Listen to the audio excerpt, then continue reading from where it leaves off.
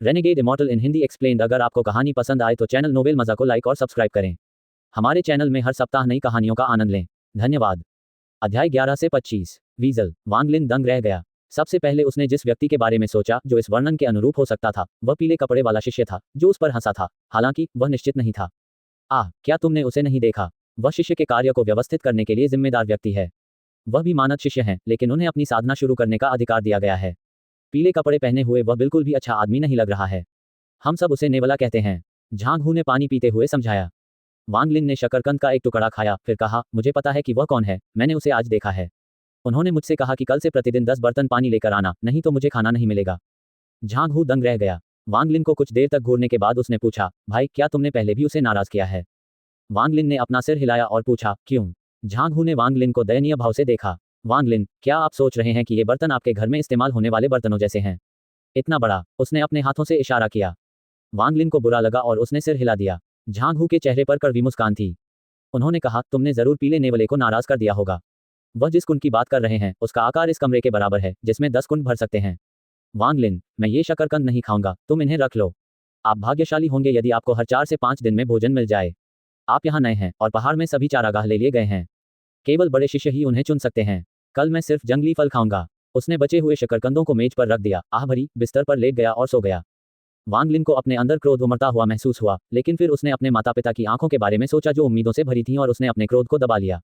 वह क्रोध से भरा हुआ बिस्तर पर लेट गया और सो गया। दूसरे दिन भी अंधेरा था जब वांग लिन बिस्तर से बाहर निकला।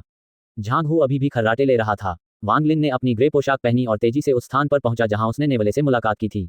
उसके पहुंचते ही सूर्य पूर्व से निकल आया। पीले वस्त्र पहने युवकों ने दरवाजे खोले और वांग लिन को अजीब नजरों से देखा। कम से कम आप समय पर तो आते हैं। एक बाल्टी ले लो और पूर्व की ओर चलो। पहाड़ पर एक झरना है, वहां से पानी ले आओ। उसने वांग लिन पर कोई ध्यान नहीं दिया। वह जमीन पर पालथी मारकर बैठ गया और उगते सूरज की ओर मुंह करके धीरे धीरे सांस लेने लगा। उसकी नाक से बमुश्किल दिखाई देने वाली सफेद धुंध निकल रही थी जो 2 ड्रैगन की तरह घूम रही थी। वांग लिन ने उसे ईर्ष्या से देखा। फिर वह कमरे में चला गया और चारों ओर देखने लगा। अंततः एक दरवाजे के पीछे उसने 10 वेट देखे और एक कड़वी मुस्कान के साथ पूर्वी द्वार की ओर चल पड़ा। एट नो विल बिन एट। वांग लिन लंबी पैदल यात्रा के बाद उस स्थान पर पहुंचे। दृश्य काफी सुंदर था और बहते पानी की ध्वनि सुखदायक थी। यह एक ऐसी जगह थी जो दिल को सुकून दे सकती थी। उसके पास सुंदरता की सराहना करने का समय नहीं था। जब बाल्टी भर गई तो उसने उसे उठाया और तेजी से पहाड़ पर वापस चला गया। वांग लिन शाम तक ऐसा ही करता रहा। उसने अभी तक एक भी वेट नहीं भरा था। यदि उसके पेट में मीठे आलू न भरे होते तो उसके पास आगे काम करने की ताकत नहीं होती। उसके हाथ और पैर दर्द और सुन्न हो गए थे। जब भी वह हिलता था तो उन्हें दर्द होता था। वांग लिन ने कुछ देर सोचा, फिर आधी बाल्टी पानी लेकर एक सुनसान इलाके में चला गया। उसने ये सुनिश्चित करने के लिए चारों ओर देखा कि आसपास कोई तो नहीं है। उसने पत्थर का मनका बाल्टी में डाला और उसे थोड़ा इधर उधर घुमाया। फिर उसने मनका निकाला और पानी पी लिया। उसे तुरंत पेट में गर्मी महसूस हुई और मांसपेशियों का दर्द गायब हो गया। यद्यपि इसका प्रभाव उसकी तुलना में कम था, फिर भी वांग लिन उत्साहित था। उसने अपनी छाती को छुआ और मनके की स्थिति को समायोजित किया। उसने इस खजाने के बारे में किसी को भी पता न चलने देने का निर्णय किया। जब उसने आधी बाल्टी पानी पी लिया तो उसकी मांसपेशियों में दर्द नहीं रहा और वह पूरी तरह से ऊर्जावान महसूस करने लगा। उसने तुरंत पानी लाने का अपना काम जारी रखा। उस रात उसने पत्थर के मनके को एक और आधी बाल्टी पानी में डुबोया और पी लिया। संदेह से बचने के लिए वह चेहरे पर थकावट का भाव लेकर वापस आया। थोड़ी देर बाद झांग हू वापस आया। उसके चेहरे पर अभी भी वही अति व्यस्त भाव था। दोनों ने थोड़ी देर बातचीत की और झांग हू ने झिझकते हुए शकरकंद के 2 टुकड़े मांगे। उसने उन्हें खाया और अपने बिस्तर पर सो गया। समय तेजी से बीत गया और पलक झपकते ही वांग लिन को हेंग्यू संप्रदाय का शिष्य बने 1 महीना बीत गया। वांग लिन को पता चला कि झांग हू का काम जलाओ लकड़ी इकट्ठा करना था। भोजन करने से पहले उसे पर्याप्त मात्रा में लकड़ियां एकत्र करनी होंगी। हेंग्यू संप्रदाय का मानद शिष्य बनने के बाद से वह पूरे 3 वर्षों तक जलाओ लकड़ी इकट्ठा करता रहा था। 3 साल पहले वह 3 या 4 दिन में केवल एक बार ही खाना खाते थे, लेकिन अब उन्होंने इसे घटाकर 2 दिन में एक बार कर दिया है। उनके अनुसार मानद शिष्यों को 10 साल तक काम करना पड़ता है और दिन में 3 बार भोजन करने में सक्षम होना पड़ता है, तभी वे सबसे बुनियादी साधना भी सीख सकते हैं। आंतरिक शिष्य उनके जैसे नहीं हैं। उनका अपना मालिक होता है, वे कोई काम नहीं करते तथा उनके अपने कमरे होते हैं। उनका एकमात्र काम खेती करना है। इसके अतिरिक्त आंतरिक शिष्यों और मानद शिष्यों के बीच एक व्यक्ति होता है, जैसे वांग हाओ जो सहायक बन गया, लेकिन वह मूलतः एक सेवक है। इन लोगों को कोई कामकाज करने की जरूरत नहीं होती और उन्हें कुछ निम्न स्तरीय तकनीकों का भी अभ्यास करना पड़ता है। उन्हें केवल अपने स्वामी द्वारा सौंपा गया कार्य पूरा करना होता है। हालांकि इन लोगों में बहुत कम प्रतिभा थी और वे अपना पूरा जीवन सिर्फ मददगार बनकर बिताते थे। जहां तक तथाकथित प्रतिभा का सवाल है, वांग लिन ने झांग हू से सीखा कि यह केवल आध्यात्मिक ऊर्जा थी। ये हर किसी में होता है, लेकिन अलग अलग मात्रा में। यदि किसी के पास पर्याप्त आध्यात्मिक ऊर्जा है तो वह 1 वर्ष में अमर तकनीक सीख सकता है, लेकिन यदि इसकी कमी है तो इसमें दर्जनों या सैकड़ों वर्ष भी लग सकते हैं। मनुष्य का जीवन सीमित है। औसत प्रतिभा वाला व्यक्ति अपने जीवन काल में कभी भी कहीं नहीं पहुंच पाएगा। यही कारण है कि संप्रदाय ने आध्यात्मिक ऊर्जा को इतना अधिक महत्व दिया। इस महीने जब वांग लिन पानी ला रहा था तो उसने बहुत सारा पानी पी लिया जिसमें पत्थर का मनका भिगोया गया था, जिससे उसका शरीर बहुत मजबूत हो गया। पहले 10 टैंकों को भरने में उसे 6 दिन लगते थे, अब केवल 3 दिन लगते हैं। हालांकि दूसरों को संदेह से बचाने के लिए वांग लिन हमेशा सूर्योदय से पहले उठ जाता था और आराम से बाल्टी लेकर पहाड़ की ओर चल देता था। जबकि अन्य लोग इस बात से आश्चर्यचकित थे कि वह 3 दिन में ही यह काम पूरा कर पाया। उन्होंने सोचा कि ऐसा इसलिए हुआ क्योंकि वह बहुत जल्दी उठ जाता था और देर से सोता था। इस महीने लगभग सभी मानद शिष्यों को वांग लिन के बारे में पता चल गया। उन सभी के चेहरे पर अहंकार भरा भाव था और वे उससे बुरी तरह बातें कर रहे थे। वांग लिन ने उन्हें नजरअंदाज कर दिया। वह जानता था कि इन सभी मानद शिष्यों का दिमाग विकृत था। उनके आने से पहले सभी मानद शिष्य नीचे थे। उनके पास अपना गुस्सा और निराशा व्यक्त करने के लिए कोई जगह नहीं थी।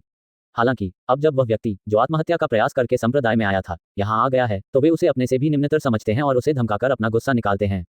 वह मन ही मन ठंडी हंसी हंसने लगा। वह जानता था कि यह ऐसा कुछ नहीं है जिसके बारे में वह कुछ कर सके। संप्रदाय में शक्तिशाली लोग हमेशा सही होते थे।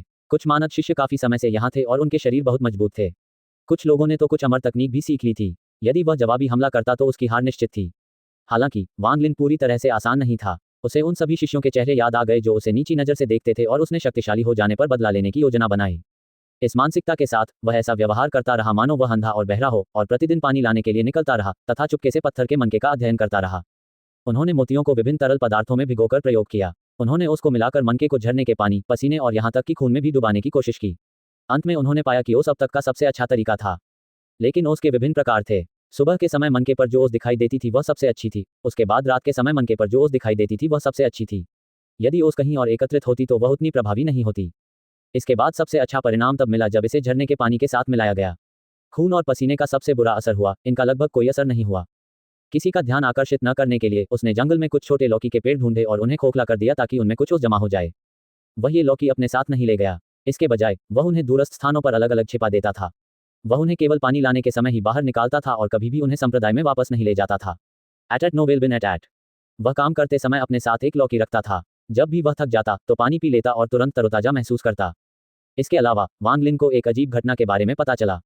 जब भी रात या सुबह की ओस पत्थर के मनके पर दिखाई देती तो ऐसा लगता कि मनके पर ओस की बहुत सारी बूंदें हैं, लेकिन उन्हें इकट्ठा करते समय वह केवल उस मात्रा का लगभग 10वां हिस्सा ही प्राप्त कर पाता था। बाकी लोग गायब हो गए। इस विचित्र घटना के संबंध में वांग लिन केवल इतना कह सका कि मन के द्वारा उसको अवशोषित कर लिया गया था। यद्यपि उसका स्पष्टीकरण थोड़ा बेतुका था, लेकिन वह वास्तव में इसके अलावा कुछ और नहीं सोच सका। आज शाम के समय वांग लिन ने शेष 3 घड़ों को भर दिया और ध्यान कर रहे पीले वस्त्रधारी शिष्य से कहा, भाई लियू, मैं घर जाने के लिए यात्रा पर जा रहा हूँ, इसलिए मैं कल नहीं आऊंगा। युवक लियू ने अपनी आंखें खोली और वांग लिन को देखा, फिर नाक भान सिकुड़ी। वांग लिन को इसकी परवाह नहीं थी। उन्होंने झांग हू से सीखा कि एक मानद शिष्य वर्ष में 3 बार अपने रिश्तेदारों से मिलने घर आ सकता है। उसे बस बड़े सन से अनुमति मांगनी थी। वांग लिन को याद आया कि उसके पिता का जन्मदिन आने वाला था। चाहे कुछ भी हो, उसे वापस जाना ही होगा। अपना काम समाप्त करने के बाद वह मानद शिष्यों के प्रभारी बुजुर्ग के पास गया।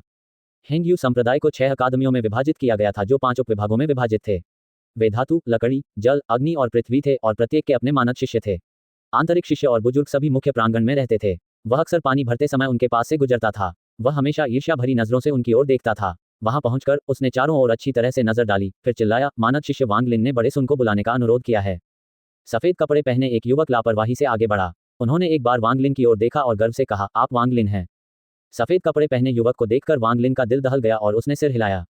वह पहले से ही जानता था कि हेंग्यू संप्रदाय के सभी शिष्यों को उनके पहनावे के रंग के आधार पर स्थान दिया गया था।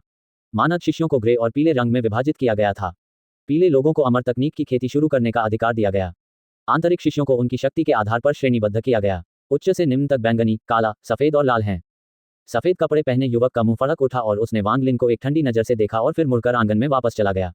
वांग लिन भावशून्य चेहरे के साथ उसके पीछे पीछे आया। कुछ देर आंगन में घूमने के बाद वह फूलों से घिरे एक घर के पास पहुंचा। सफेद वस्त्र पहने युवक ने आलस से कहा, गुरुजी, एक मानद शिष्य आपसे मिलने आया है। अपनी बात समाप्त करने के बाद वह एक तरफ खड़ा हो गया। बगीचे से एक कर्कश आवाज आई, आप जा सकते हैं, मानद शिष्य अंदर आए। सफेद कपड़े पहने युवक हंसा और चला गया। वांग लिन अंदर से बहुत घबराया हुआ था। उसने बगीचे का गेट धक्का देकर खोला। जैसे ही वह बगीचे में दाखिल हुआ उसे विभिन्न औषधियों की सुगंध महसूस हुई। वह पीछे मुड़ा और गेट की ओर देखने लगा। उसे आश्चर्य हुआ कि उसे बाहर से कोई गंध क्यों नहीं आ रही है। बगीचे के एक कोने वाले कमरे से असंतोष भरी आवाज आई, तुम वहां खड़े क्या कर रहे हो? जल्दी करो और अपना नाम बताओ। वांग लिन ने तुरंत कहा, शिष्य वांग लिन, बड़े सुन से मिलने के लिए यहाँ आया हूँ। कल मेरे पिताजी का जन्मदिन है, ये शिष्य उनसे मिलने के लिए घर आना चाहता है। आवाज ने डांटा, तुम वांग लिन हो? तो यह आप थे। एक व्यक्ति सांसारिक मामलों की परवाह किए बिना अमर होने का प्रशिक्षण ले रहा है। अपने जीवन काल में आप कभी अमर नहीं बन पाएंगे। वांग लिन ने भौहें सिकोड़ी और खुद को ये कहने से नहीं रोक सका, शिष्य ने तो कोई अमर तकनीक भी नहीं सीखी है, फिर वह अमरता के मार्ग पर कैसे हो सकता है। बुजुर्ग ने कुछ देर रुककर अधीरता से कहा, आपके पास 3 दिन है, इसलिए जल्दी लौट आइए। यह 1000 मील का अमर ताबीज है जिसका उपयोग 2 बार किया जा सकता है। इससे आपकी गति बहुत बढ़ जाएगी। तभी एक साधारण सा दिखने वाला फीके पीले रंग का कागज का टुकड़ा खिड़की से बाहर आया और वांग लिन के पास आ गिरा। वांग लिन ने अमर ताबीज उठा लिया। वह झांगहू से जानता था कि घर आने वाले सभी शिष्यों को यह मिलता है। संप्रदाय का लक्ष्य बहुत सरल था, संप्रदाय की अमर तकनीक और खजाने का प्रदर्शन कर अधिकाधिक युवाओं को इसमें शामिल होने के लिए आकर्षित करना। यह अमर ताबीज वास्तव में बहुत खराब गुणवत्ता का था, तथापि अच्छी बात यह थी कि इसका उपयोग करना बहुत आसान था। आपको बस इसे अपने पैर पर चिपकाना था। सामान्य लोगों के लिए इससे उनकी गति बढ़ गई। हालांकि कई मानद शिष्य थे जो उन्हें एकत्रित करते थे क्योंकि उन्होंने सुना था कि बाहरी दुनिया में उन्हें अन्य चीजों के बदले में बेचा जा सकता है। कई शिष्यों ने ताबीज लेने के लिए घर वापस जाने का बहाना बनाया। आंगन से बाहर निकलकर वांग लिन अपने कमरे में वापस चला गया। झांगहू को अलविदा कहने के बाद वह पहाड़ से नीचे उतरने लगा। इस समय आकाश में तारे चमक रहे थे। वांग लिन कल घर जाना चाहता था, लेकिन वह ताबीज का उपयोग नहीं करना चाहता था और उसे डर था कि वह अपने पिता का जन्मदिन चूक जाएगा, इसलिए वह रात में ही निकल गया। वांग लिन के जाने के कुछ समय बाद बुजुर्ग सन कुछ जड़ी बूटियां इकट्ठा करने के लिए अपने कमरे से बाहर आए, लेकिन अचानक ही अचंभित रह गए। वह गेट के प्रवेश द्वार की ओर देखता रहा। वहां उगने वाली सारी नीली घास सूख चुकी थी। वह पास चला गया। सावधानीपूर्वक निरीक्षण करने पर उसने देखा कि नीली घास के सामने लगे बैंगनी फूल भी मुरझा गए थे, लेकिन नीली घास जितनी बुरी तरह नहीं। उन्हें स्पष्ट रूप से याद था कि दोपहर के समय भी जड़ी बूटियां स्वस्थ और मजबूत थीं। वे एक ही दोपहर में ऐसे कैसे हो गए। उसने नीली घास उठाई और उसका निरीक्षण किया। नीली घास को देखकर ऐसा लग रहा था कि उसकी सारी नमी खत्म हो गई है, जिसके कारण वह मुरझा गई है। उसने जमीन को छुआ, लेकिन जमीन में जड़ी बूटियां उगाने के लिए सही नमी थी। वह बहुत उलझन में था।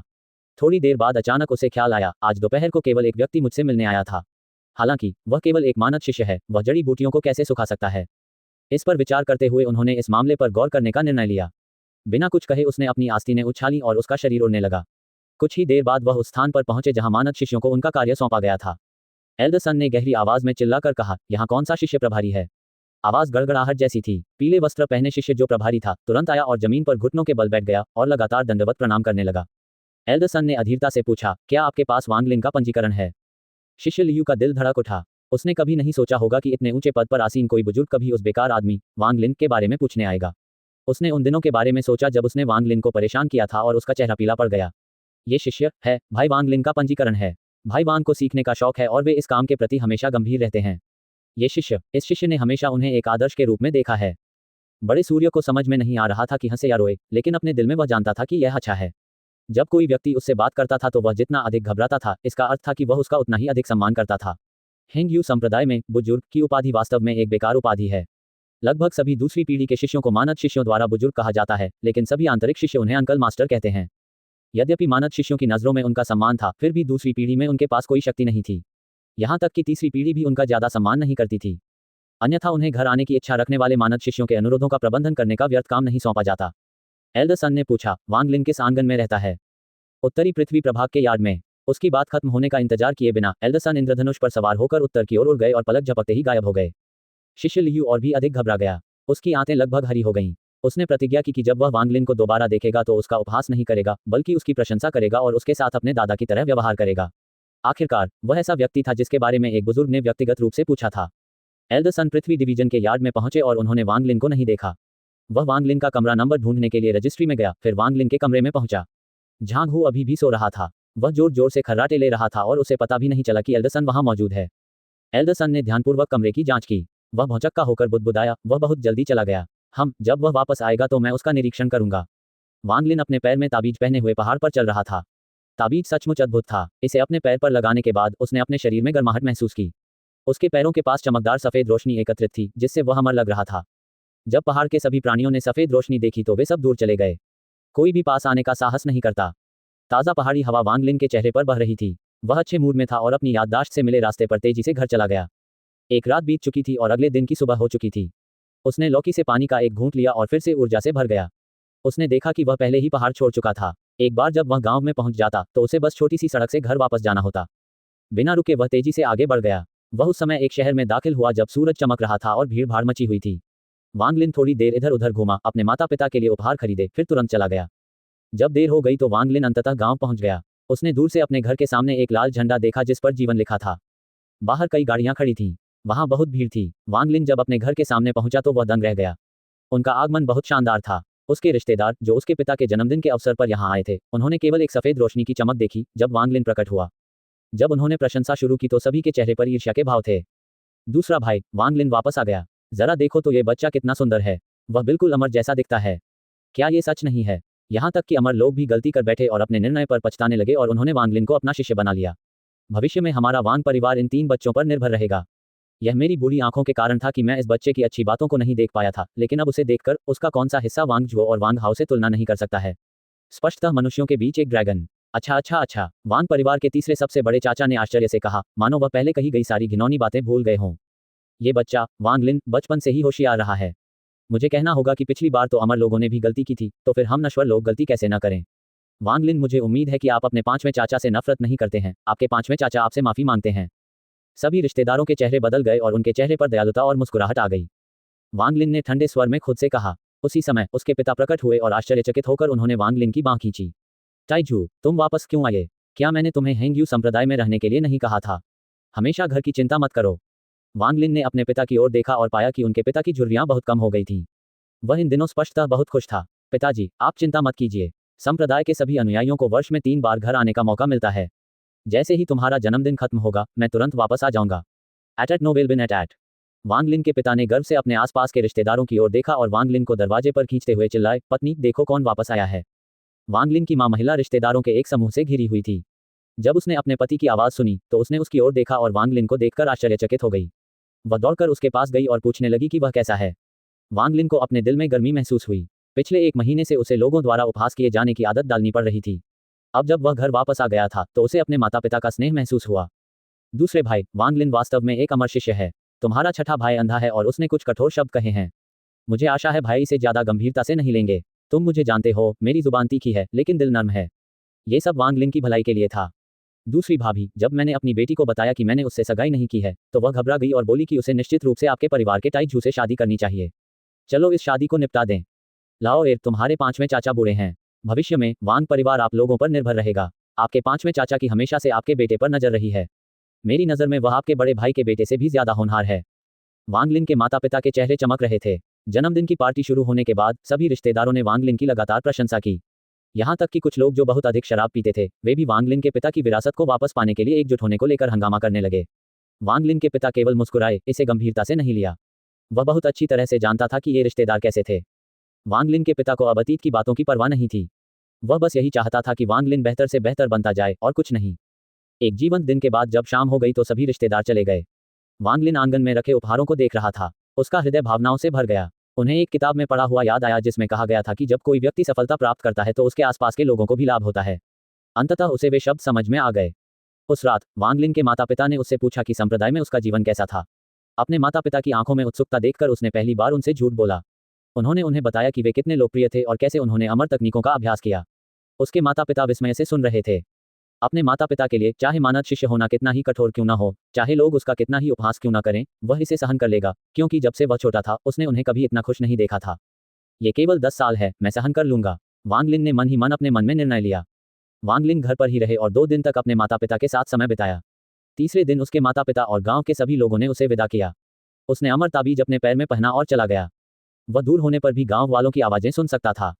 अंधेरा हो चला था, आकाश काले बादलों से भर गया। आसमान में गड़गड़ाहट हो रही थी और अधिक नमी के कारण धुंध छा गई थी। वांग लिन अपनी गति बढ़ाने से खुद को रोक नहीं सका। वह आधी रात को हेंग्यू संप्रदाय में पहुंचा, फिर अपने बिस्तर पर लेट गया। झांग हू अभी भी खर्राटे ले रहा था। वांग लिन करवटें बदलता रहा लेकिन उसे नींद नहीं आई। मध्य रात्रि में बाहर बादलों की गड़गड़ाहट हुई और बिजली की चमक से कमरा जगमगा उठा।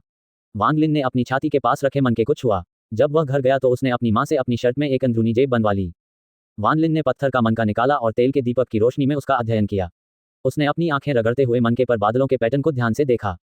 ये सही नहीं है, मुझे याद है कि पिछली बार 5 बादल थे लेकिन अब 6 हैं। वांग लिन आश्चर्यचकित हो गया। वह उठ बैठा और गिनती करने लगा। वास्तव में वहां 6 बादल थे। वह बहुत आश्चर्यचकित हुआ और कोई कारण नहीं सोच सका। इससे पत्थर के मनके के प्रति उसकी जिज्ञासा बढ़ गई। उसने उसे वापस अपनी जेब में रख लिया, तेल का दीपक बुझा दिया और सो गया। बाहर तेज हवा चल रही थी, गरज हो रही थी, बिजली चमक रही थी और आसमान से बारिश हो रही थी। बारिश की बौछार खिड़की पर गिरी। वांग लिन अचानक ठंडी हवा के झोंके से जाग गया। उसने अपनी आंखें खोली और अचंभित रह गया। लगातार चमकती बिजली से कमरा जगमगा रहा था। कमरा घने कोहरे से भरा हुआ था। मेज, जमीन और यहाँ तक कि बिस्तर भी गीला था। हालांकि उस नमी वाले स्थान को छोड़कर जहां उसने मनका रखा था, वांग लिन पूरी तरह सूखा था। उसने झांग हू की ओर देखा और पाया कि उसका शरीर सफेद धुंध से घिरा हुआ था। उसके कपड़े गीले थे, शरीर बर्फ से ढका हुआ था और दांत भीगे हुए थे। झांग हू, वांग लिन आश्चर्यचकित हुआ और जल्दी से उठकर झांग हू को हिलाया। हालांकि झांग हू के जागने का कोई संकेत नहीं दिखा और उसकी सांसें कमजोर थीं। वांग लिन बहुत चिंतित था। वह मदद के लिए अन्य शिष्यों की तलाश में बाहर जाने ही वाला था कि अचानक वह रुक गया और अपने कपड़ों को छुआ। उसके मन में एक संदेह पैदा हुआ। ऐसा क्यों है कि यद्यपि हम एक ही कमरे में हैं और दोनों बिस्तर भीगे हुए हैं, फिर भी मेरे शरीर का हर हिस्सा इस गीले स्थान को छोड़कर सूखा है? वांग लिन ने सोचा, फिर अचानक अपनी जेब से पत्थर का मनका निकाला। उस क्षण सभी पानी की बूंदें कांपने लगीं और धीरे धीरे तैरने लगीं। यहां तक कि झांग हू पर सफेद धुंध से भी पानी की बूंदें बनने लगीं। बिजली फिर से चमकी और वांग लिन ने देखा कि सभी पानी की बूंदें क्रिस्टल की तरह दिख रही थीं और उसके हाथ में रखे पत्थर के मनके की ओर बढ़ रही थीं। वांग लिन ने जल्दी से पत्थर का मनका फेंक दिया और पानी की बूंदों से बचने के लिए फर्श पर गिर गया। रहस्यमय मनका एक चाप के आकार में गिरा और जमीन से टकराने के बाद कोने में लुढ़क गया। सभी पानी की बूंदें तेजी से मनके की ओर उछलीं और उसमें गायब हो गईं। कुछ ही क्षण बाद कमरे का सारा पानी गायब हो गया। अब तो बिस्तर भी सूख गए थे। झांग हू की सांसें सामान्य हो गईं। काफी समय बाद बाहर अभी भी तूफान चल रहा था, लेकिन आसमान अब बिल्कुल काला नहीं था और चांदनी की किरणें अंदर से आ रही थीं। वांग लिन खड़ा हुआ और झिझकते हुए पत्थर का मनका उठा लिया। करीब से निरीक्षण करने पर उन्होंने पाया कि इसमें बदलाव आ गया था। उस पर बादलों की संख्या बढ़कर 7 हो गई थी। इससे पहले के दृश्य ने मनके के प्रति उसकी जिज्ञासा तो बढ़ा दी थी, लेकिन साथ ही उसके अंदर थोड़ा डर भी पैदा कर दिया था। यदि वह समय पर नहीं जागा होता तो झांग हू की ठंड से मौत हो गई होती। इस बात के बारे में कि उस पर इसका कोई प्रभाव क्यों नहीं पड़ा, वांग लिन केवल यही अनुमान लगा सकता था कि ऐसा इसलिए हुआ क्योंकि उसने बहुत सारा पानी पी लिया था जिसमें मनके से निकली ओस मिली हुई थी। एट नो वेल बिन एट। हालांकि वांग लिन को इस बात की बहुत जिज्ञासा थी कि पत्थर के मनके पर बादल क्या करते हैं, लेकिन उन्होंने बाहर जाकर मनके को अधिक पानी सोखने देने का विचार त्याग दिया। उसे डर था कि यह दृश्य सबका ध्यान आकर्षित कर लेगा। थोड़ी देर हिचकिचाने के बाद उसने ध्यानपूर्वक मोती को अपनी जेब में वापस रख लिया। कुछ ही देर बाद भोर हो गई और जैसे ही वांग लिन अपना काम करने के लिए निकलने वाला था, झांग हू चिल्लाते हुए बिस्तर से कूद पड़ा, पानी पानी, प्यास मुझे मार रही है। झांग हू हतप्रभ होकर मेज की ओर दौड़ा। उसने बहुत देर तक बर्तन से 1 कप पानी डालने की कोशिश की, लेकिन एक भी बूंद बाहर नहीं आई। उसने अपनी आंखें रगड़ी और देखा कि बिस्तर एक गेंद की तरह मुड़ा हुआ था। फिर उसने वांग लिन को घूरते हुए कहा, वांग लिन, तुम कब वापस आए? ये क्या किसी भूत ने ऐसा किया? वांग लिन मुस्कुराया, फिर उसने दरवाजा खोला और कहा, मुझे नहीं पता। जब मैं वापस आया तो स्थिति पहले से ही ऐसी थी। आप अन्य शिष्यों से पूछने का प्रयास क्यों नहीं करते? हालांकि अगर यह बात बड़ों तक पहुंच गई तो आपको इसे समझाने के लिए परेशानी उठानी पड़ेगी और संभवतः वे आपसे पूछताछ भी करेंगे। झांग हू ने अपना सिर हिलाया और कहा, भूल जाओ, मैं नहीं पूछूंगा। अगर बड़े बुजुर्ग मुझसे पूछताछ करेंगे तो सजा से बचना मुश्किल होगा। वांग लिन ने उसकी बात पर ध्यान नहीं दिया और दरवाजे से बाहर चला गया। बाहर अभी भी बारिश हो रही थी, इसलिए उसने अपनी गति तेज कर दी, क्योंकि उसे डर था कि कहीं वह मनका बारिश में कोई बाधा न डाल दे। वह एक सुनसान रास्ते से पूर्वी द्वार की ओर चला गया। उसके ऊपर गिरने वाला सारा पानी मन के द्वारा सोख लिया जाता था और उसे डर था कि कोई देख लेगा। पहले तो वह इसे अपने कमरे में छिपाना चाहता था, लेकिन फिर उसने सोचा कि इसे बाहर छिपाना सुरक्षित रहेगा। वांग लिन उन स्थानों में से एक पर गया जहां उसने पहले ओस से भरा एक लौकी छिपा रखा था। सुबह का समय था और अभी तक ज्यादा लोग नहीं जागे थे। उसने पत्थर का मनका वहां गाड़ने से पहले यह सुनिश्चित कर लिया कि कोई उसका पीछा न करे। उसके बाद उसने एक गहरी सांस छोड़ी। वह बारिश रुकने तक इंतजार करने और फिर वापस आकर अपना खजाना वापस लेने का इरादा रखता था। वांग लिन बहुत सावधानी से वहां से निकला, ये सुनिश्चित करते हुए कि आसपास कोई और न हो, और वह काम वाले घर की ओर चला गया। जब वह वहां पहुंचा तो वह बाल्टी उठाने ही वाला था कि नेवले के समान मुख वाला पीले वस्त्र वाला शिष्य बाहर आया। शिष्य लियू ने जब वांग लिन को देखा तो वह थोड़ा चौंक गया, लेकिन तुरंत ही उसके चेहरे पर उत्साह भर गया और वह वांग लिन के हाथ से बाल्टी छीनने के लिए आगे बढ़ा। उन्होंने कहा, अगर यह भाई वांग नहीं है, आपकी घर वापसी की यात्रा कैसी रही? क्या आपके माता पिता अच्छे हैं? इन दिनों में जब आप नहीं थे, आपके सीनियर को आपकी बहुत याद आई होगी। वांग लिन दंग रह गया। वह उस चेहरे से बहुत परिचित था। ये बिल्कुल वैसा ही चेहरा था जैसा पार्टी में उसके रिश्तेदारों का था, लेकिन वांग लिन को यह समझ में नहीं आ रहा था कि शिष्य लियू क्या करने की कोशिश कर रहा था। भाई लियू, मेरे माता पिता अच्छे हैं, आपको चिंता करने की जरूरत नहीं है, वांग लिन ने सावधानीपूर्वक उत्तर दिया, क्योंकि उसे पता नहीं था कि लियू क्या करने वाला है। शिष्य लियू ने छाती फुलाते हुए गर्मजोशी से कहा, भाई, अब से तुम्हें इतनी जल्दी उठने की जरूरत नहीं है। आपके बड़े भाई आपसे मजाक कर रहे थे और आपसे प्रतिदिन 10 बर्तन भरने को कह रहे थे, लेकिन आपने जाकर मेरी बात पर गंभीरता से विश्वास किया। अब से आपको प्रतिदिन केवल 1 वेट भरने की आवश्यकता होगी। यदि आप समय पर खाना खत्म नहीं कर पाते हैं तो भी भोजन मिलने पर आप खाना खा सकते हैं। अगर कोई तुम्हें परेशान करे तो अपने बड़े भाई को बता देना। वांग लिन के चेहरे का रंग बदल गया। उसने झिझकते हुए पूछा, बड़े भाई, क्या कोई ऐसा काम है जिसे आप चाहते हैं कि मैं निपटा दूं? शिष्य लियू का चेहरा असंतोष से भरा था और वह क्रोधित होने का नाटक कर रहा था। छोटे भाई, तुम अपने बड़े भाई के साथ इतने ठंडे कैसे हो सकते हो? तुम मेरे छोटे भाई हो, स्वाभाविक रूप से मुझे तुम्हारी देखभाल करनी चाहिए। भविष्य में आपके मुद्दे मेरे मुद्दे होंगे। जहां तक इन कामों की बात है तो बस कुछ काम करके दिखाए कि आपने काम किया। अंत में आप अच्छा करते हैं या बुरा, ये सिर्फ मेरी राय है। चूंकि आज बारिश हो रही है इसलिए आपको काम करने की जरूरत नहीं है। ये सही है कि एल्डर सन कुछ दिन पहले आपको ढूंढते हुए आए थे। अब जब आप वापस आ गए हैं तो बेहतर होगा कि आप जाकर उनसे मिलें। उन्होंने अपनी बात समाप्त की और वांग लिन की प्रतिक्रिया को ध्यानपूर्वक देखा। वांग लिन ने खुद से कहा और जोर से हंसने से खुद को रोक लिया। शिष्य लियू की बात सुनकर उसने मन ही मन आधी से ज्यादा कहानी का अनुमान लगा लिया था। एल्डर सन उसके जाने के बाद उसे ढूंढने आया होगा और शिष्य लियू को उनके बीच किसी भी तरह की दुश्मनी का डर रहा होगा, इसीलिए वह आज इतना दोस्ताना व्यवहार कर रहा है। उन्होंने गलतफहमी की ओर ध्यान दिलाने की जहमत नहीं उठाई तथा शिष्य लियू की नकल की, जो उन्होंने पहली मुलाकात में किया था और नागभान सिकोड़ी थी। शिष्य लियू का दिल धड़क उठा जब उसने वांग लिन के हाव भाव देखे।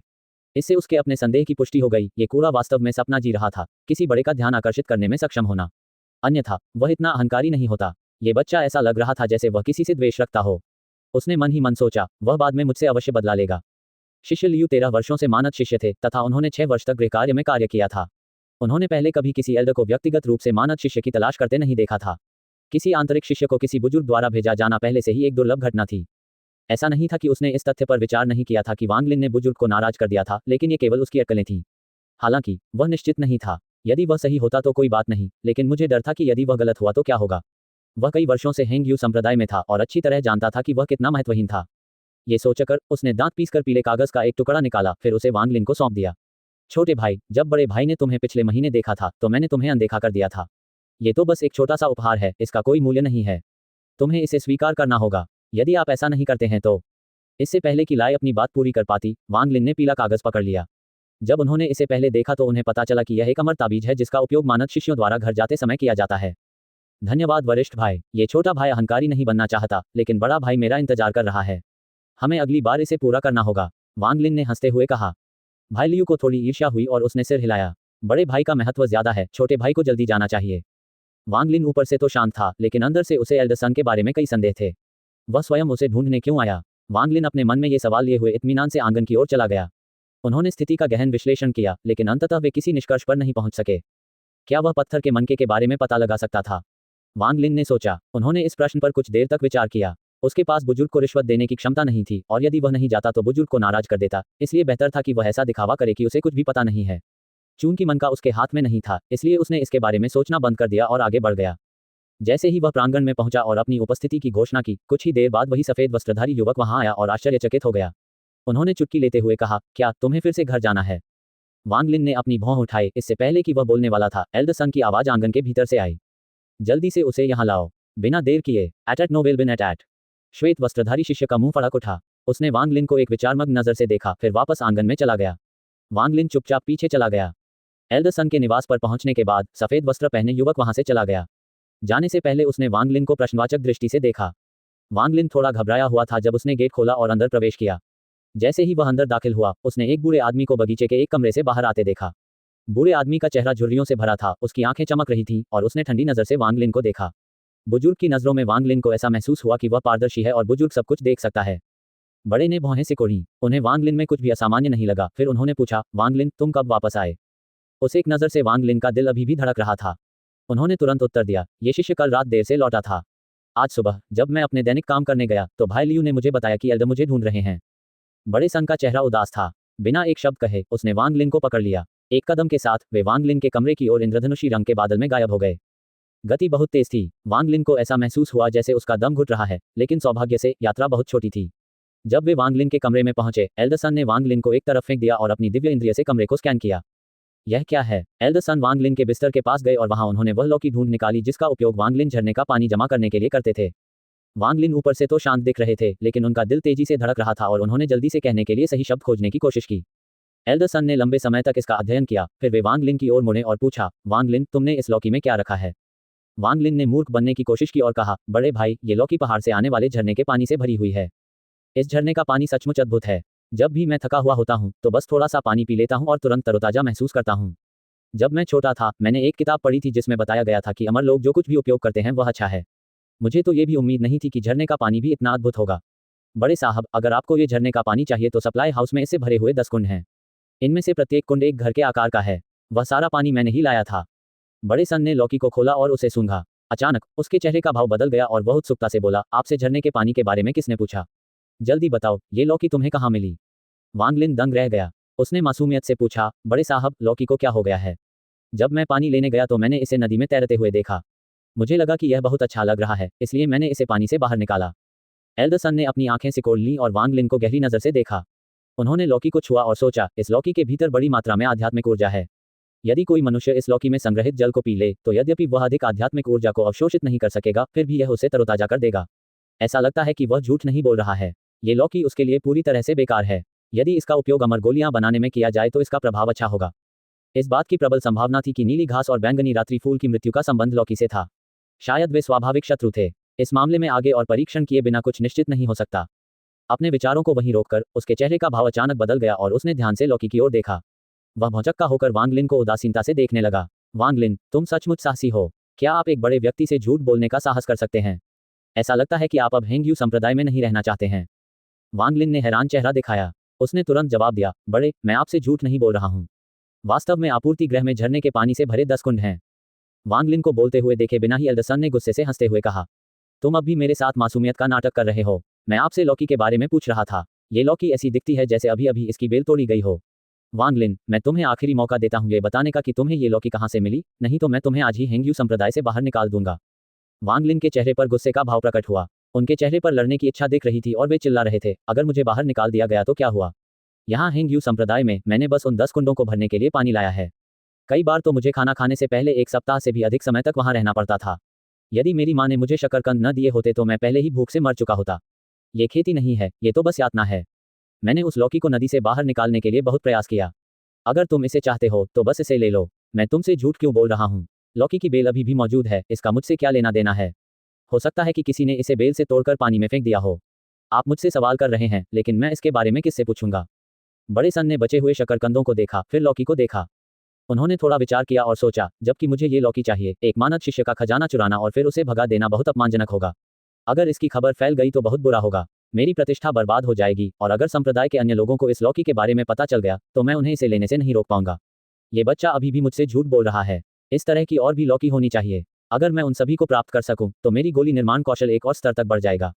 ये सोचते हुए वह अचानक आश्चर्यचकित हो गया और बोला, तुम्हारे लिए यह वास्तव में कठिन था, बच्चे। मुझे नहीं पता था कि तुम्हें पूरे 1 सप्ताह तक खाना नहीं मिला। अब जब मुझे इस मुद्दे के बारे में पता चल गया है तो मैं इससे निपटूंगा। यहाँ तक कि मानद शिष्य भी हेंग्यू संप्रदाय के शिष्य हैं। एट नोवेल बिन एट। अपनी बात समाप्त करने के बाद उसने देखा कि वांग लिन अभी भी गुस्से में था। वह मन ही मन हंसा, लेकिन विनम्रता से बोला, वांग लिन, मुझे ये लौकी चाहिए, लेकिन मैं तुम्हारे साथ उचित व्यवहार करना चाहता हूँ। क्या तुम मेरी सहायक बनना चाहते हो? वांग लिन ने बुदबुदाया, मैं नहीं चाहता। सहायक और सेवक एक ही हैं। अगर मेरे पिता को पता चल गया कि मैं नौकर बन गया हूं तो वह मुझे पीट पीट कर मार डालेंगे। एल्डरसन लगभग अपना आपा खो बैठे। वह वांग लिन के पिता के पहले ही उसे मार डालना चाहता था। यद्यपि वह दूसरी पीढ़ी में सबसे नीचे थे, लेकिन यदि वह कहते कि उन्हें संप्रदाय में एक सहायक की तलाश है तो सभी मानद शिष्य उस पद के लिए दौड़ पड़ते थे। अपना गुस्सा दबाते हुए वह चिल्लाया, ठीक है, मैं तुम्हें अपना शिष्य स्वीकार करूंगा। मैं अभी जाकर कुलपति को बताने जा रहा हूँ। तुम अपना सामान पैक करो और फिर मेरे बगीचे में आकर मेरा इंतजार करो। अपनी बात समाप्त करने के बाद वह वांग लिन के कमरे से बाहर चला गया। एक कदम के साथ एक बादल प्रकट हुआ और वह सीधे कुलपति की ओर बढ़ गया। जब वह चला गया तो वांग लिन का चेहरा काला पड़ गया। वह मन ही मन व्यंग करते हुए बोला, इस बूढ़े आदमी के इरादे कुछ और ही हैं। सही तौर पर उन्होंने मुझे एक शिष्य के रूप में स्वीकार कर लिया, लेकिन वास्तव में उन्हें बस और अधिक लौकी चाहिए। वांग लिन ने कुछ देर तक इस पर विचार किया, फिर हंस दिया। वह केवल कुछ लौकी चाहता था। पहाड़ में बहुत सारे लौकी थे। उसे बस कुछ मोतियों को पानी में भिगोना था। अब चूंकि आंतरिक शिष्य बनने का अवसर था, इसलिए उन्हें इस अवसर का उचित ढंग से अभ्यास करने में उपयोग करना था। ये सोचकर वह बहुत उत्साहित हो गया। उसने अपना सामान पैक किया और झांग हू के लिए बहुत सारे शकरकंद छोड़ दिए। फिर वह एल्डरसन के आंगन की ओर चलने लगा। इस बार उसने अपने आगमन की घोषणा नहीं की और सीधे आंगन में चला गया। सफेद कपड़े पहने युवक जो एक पेड़ के ऊपर बैठा था ने उसे नहीं रोका। उन्हें पहले ही खबर मिल चुकी थी कि एल्डरसन ने वांग लिन को शिष्य के रूप में स्वीकार कर लिया है। युवक ने हंसते हुए खुद से कहा, एक कूड़े के गुरु ने एक कूड़े के शिष्य को स्वीकार कर लिया। ये बहुत उपयुक्त है। बगीचे में कुछ देर इंतजार करने के बाद एल्डरसन उदास भाव से वापस आए। उसका चेहरा गुस्से से भरा हुआ था। इससे पहले जब उन्होंने इस विषय पर कुलपति से बात की तो उनके कुछ प्रशिक्षु भाइयों ने उनका उपहास उड़ाया। उसने सोचा, तब तक प्रतीक्षा करो जब तक मैं सभी लौकी प्राप्त नहीं कर लेता और एक अमर गोली नहीं बना लेता जो मेरी साधना को बहुत बढ़ा देगी। देखते हैं तब कौन हंसेगा। बगीचे में प्रवेश करने के बाद एल्डरसन ने वांग लिन को देखा और गुस्से में कहा, वांग लिन, आज से तुम मेरे सन दाजू के शिष्य हो। तुम्हें अपने स्वामी के नाम को बदनाम न करने के लिए उचित तरीके से खेती करनी चाहिए। उन्होंने एक छोटी थैली निकाली और कहा, यह आंतरिक शिष्य की पहचान है। यह एक धारणीय बैग के रूप में भी कार्य करता है। ये बहुत सारी चीजें रख सकता है। आपके कपड़े और आपकी साधना विधि के निर्देश इसके अंदर संग्रहित हैं। आप स्वयं इसकी जांच कर लें। वांग लिन ने जल्दी से उसे उठा लिया। वह बहुत उत्साहित था और उसका मन अपने माता पिता की उम्मीदों के विचारों से भरा हुआ था। इस बार उसने पूरे दिल से सुन दाजू को मास्टर कहा। सुन दाजू ने घुरघुराहट के साथ उत्तर दिया। उसने अपनी नजरें दूसरी ओर घुमाते हुए कहा, अब से तुम पीछे वाले कमरे में रहोगे।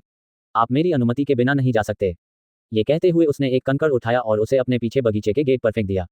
जब कंकड़ गेट से टकराया तो केवल बैंगनी रंग का प्रकाश हुआ और वह बारीक चूर्ण में विघटित हो गया। इस प्रदर्शन के बाद सन दाजू ने वांग लिन को एक ठंडी नजर से देखा और अपने कमरे में चला गया। वांग लिन की पुतलियां सिकुड़ गईं। वह घबरा गया। वह अपना बैग पकड़कर अपने कमरे में चला गया। कमरा छोटा था और उसमें केवल एक बिस्तर था। वांग लिन को कोई आपत्ति नहीं थी। वह बिस्तर पर बैठ गया और अपने बैग की जांच करने लगा। छोटा ग्रे बैग उतना खास नहीं लग रहा था। वांग लिन ने बैग को जमीन पर उल्टा कर दिया और कई चीजें उसमें से गिर गईं।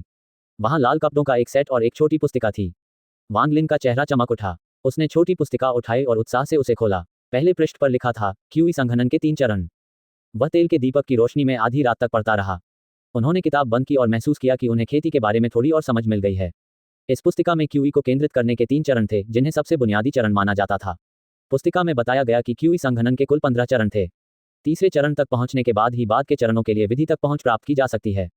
तथाकथित क्यूई संघनन का उद्देश्य स्वर्ग और पृथ्वी से आध्यात्मिक ऊर्जा को अवशोषित करके शरीर में परिवर्तन लाना और भविष्य के लिए आधार तैयार करना था। एट नोवेल बिन एट। यह इस बात का भी परीक्षण था कि व्यक्ति की स्वाभाविक प्रतिभा कितनी अच्छी है। जो जितना अधिक प्रतिभाशाली होता था, उतनी ही तेजी से वह आध्यात्मिक ऊर्जा को अपने शरीर में अवशोषित कर लेता था। स्वाभाविक रूप से उनकी साधना की गति तीव्र होगी, तथापि यदि किसी की प्रतिभा औसत है तो शायद वे अपने जीवनकाल में कभी भी तीसरी परत तक नहीं पहुंच पाएंगे। कुछ तो पहली परत तक भी नहीं पहुंच सके। क्यूई संघनन के 3 चरण पुस्तिका वांग लिन का खजाना बन गई। उन्होंने तुरंत ही पहले 3 स्तरों की विधि अपने मन में याद कर ली। वह आंखें बंद करके पालथी मारकर बैठ गए और पुस्तिका में बताई गई एक लंबी 3 छोटी विधि से सांस लेने लगे। एक लंबी सांस का अर्थ है गहरी सांस लेना, जबकि 3 छोटी सांस का अर्थ है 3 छोटी सांसें लेना जो सामान्य सांस की लंबाई का 1/3 हो। इस असामान्य श्वास विधि का उपयोग करने से व्यक्ति अपने शरीर में आध्यात्मिक ऊर्जा को शीघ्रता से अवशोषित कर सकता है। पुस्तिका में बताया गया था कि जब कोई व्यक्ति पहली बार श्वास तकनीक का अभ्यास करेगा तो उसे ऐसा महसूस होगा जैसे उसके शरीर के अंदर चींटियां रेंग रही हों। ऐसा शरीर में प्रवेश करने वाली आध्यात्मिक ऊर्जा के कारण हुआ। पुस्तिका में कहा गया था कि घबराएं नहीं, बस आराम करें और कल्पना करें कि आप कुछ भी नहीं हैं, फिर स्वर्ग और पृथ्वी के साथ एक हो जाएं। काफी देर बाद वांग लिन ने असहाय होकर पाया कि न केवल उसे कुछ भी महसूस नहीं हो रहा था, बल्कि असामान्य श्वास के कारण उसकी सांस भी फूल रही थी। वांग लिन ने आह भरी। वह जानते थे कि यहाँ के अधिकांश शिष्यों में बहुत प्रतिभा है और यह पुस्तिका उनके लिए लिखी गई है। उनकी प्रतिभा औसत ही थी। वह उनसे कैसे प्रतिस्पर्धा कर सकता था? लेकिन वह हतोत्साहित नहीं हुआ। कुछ सांसें लेने के बाद उन्होंने श्वास लेने की तकनीक जारी रखी। रात धीरे धीरे बीत गई। जब सुबह हुई तब भी वांग लिन को अपने शरीर में किसी आध्यात्मिक ऊर्जा का प्रवेश महसूस नहीं हुआ। रात को नींद न आने के कारण उसका सिर चक्कर खा रहा था, इसलिए वह उठा और बाहर जाने के लिए दरवाजा खोला। बाहर हल्की हवा चल रही थी जिसमें दवा की खुशबू आ रही थी। उसने कुछ गहरी सांसें लीं, लेकिन अपनी थकान दूर नहीं कर सका। उसे झरने के पानी से भरी लौकी की याद आती थी। यदि वह उस झरने का पानी पी पाता तो उसे इतनी थकान नहीं होती। लेकिन अभी जल्दबाजी में काम करने का समय नहीं था। उसे पूरा विश्वास था कि उसने पत्थर का मनका और लौकी कहाँ छिपाई है। उन्होंने एकांत स्थान खोजने के लिए लगभग आधा पहाड़ छान मारा। यदि वे उस स्थान पर पहुंच भी गए तो भी उन्हें उसका खजाना नहीं मिलेगा। वह जड़ी बूटियों के बगीचे में तब तक घूमता रहा जब तक उसे एक चट्टान नहीं मिल गई। वांग लिन चट्टान पर बैठ गया और साधना करने लगा। थोड़ी देर बाद उसे ऐसा महसूस हुआ जैसे उसके शरीर में चींटियां रेंग रही हों। वह स्तब्ध रह गया। जैसे ही वह अपनी बात जारी रखने वाला था, उसके शिक्षक ने चिल्लाकर कहा, वांग लिन, तुम क्या कर रहे हो? जल्दी से वहां से बाहर आओ। मैं अब तुमसे कह रहा हूं, जड़ी बूटी के बगीचे में कभी खेती मत करना। वांग लिन ने अपनी आंखें खोलीं और देखा कि सुन दाजू उसे उदास होकर देख रहा था। वह चुपचाप उठकर जड़ी बूटी के बगीचे से बाहर चला गया। सन दाजू ने ठंडे स्वर में कहा, तुम्हें वाकई पता है कि एक अच्छा स्थान कैसे ढूंढा जाता है? मैं अपनी जड़ी बूटियां यहाँ उगा रहा हूँ क्योंकि बगीचे में सबसे अधिक आध्यात्मिक ऊर्जा यही है और आप आकर इसे अपने अंदर समा लेते हैं। यदि इनमें से कोई भी जड़ी बूटी इसके कारण मर जाती है तो हमारा जीवन भी उसकी भरपाई नहीं कर सकेगा। वांग लिन ने सुन दाजू को घूरते हुए सम्मानपूर्वक कहा, शिष्य को इससे बेहतर कुछ नहीं पता था। दाजू ने आदरपूर्वक कहा, शिष्य को इससे बेहतर कुछ नहीं पता था। शिष्य यहाँ फिर कभी साधना नहीं करेगा। सन दाजू की अभिव्यक्ति सामान्य हो गई। फिर उसने कहा, हालांकि अगर आप मुझे एक और लौकी ढूंढ सकते हैं, हालांकि मैं आपको जड़ी बूटी के बगीचे में खेती करने की अनुमति नहीं दे सकता, मैं आपको एक निम्न श्रेणी का स्पिरिट स्टोन दे सकता हूं। इसके साथ आपका क्यूई संक्षेपण बहुत आसान हो जाएगा। वांग लिन ने अपना सिर नीचे कर लिया। उसके चेहरे पर उपहास का भाव उभर आया। फिर उसने कहा, शिष्य पहाड़ों में जाकर फिर से झरने की जांच कर सकता है। अगर मेरी किस्मत अच्छी रही तो शायद मुझे दूसरा मिल जाए।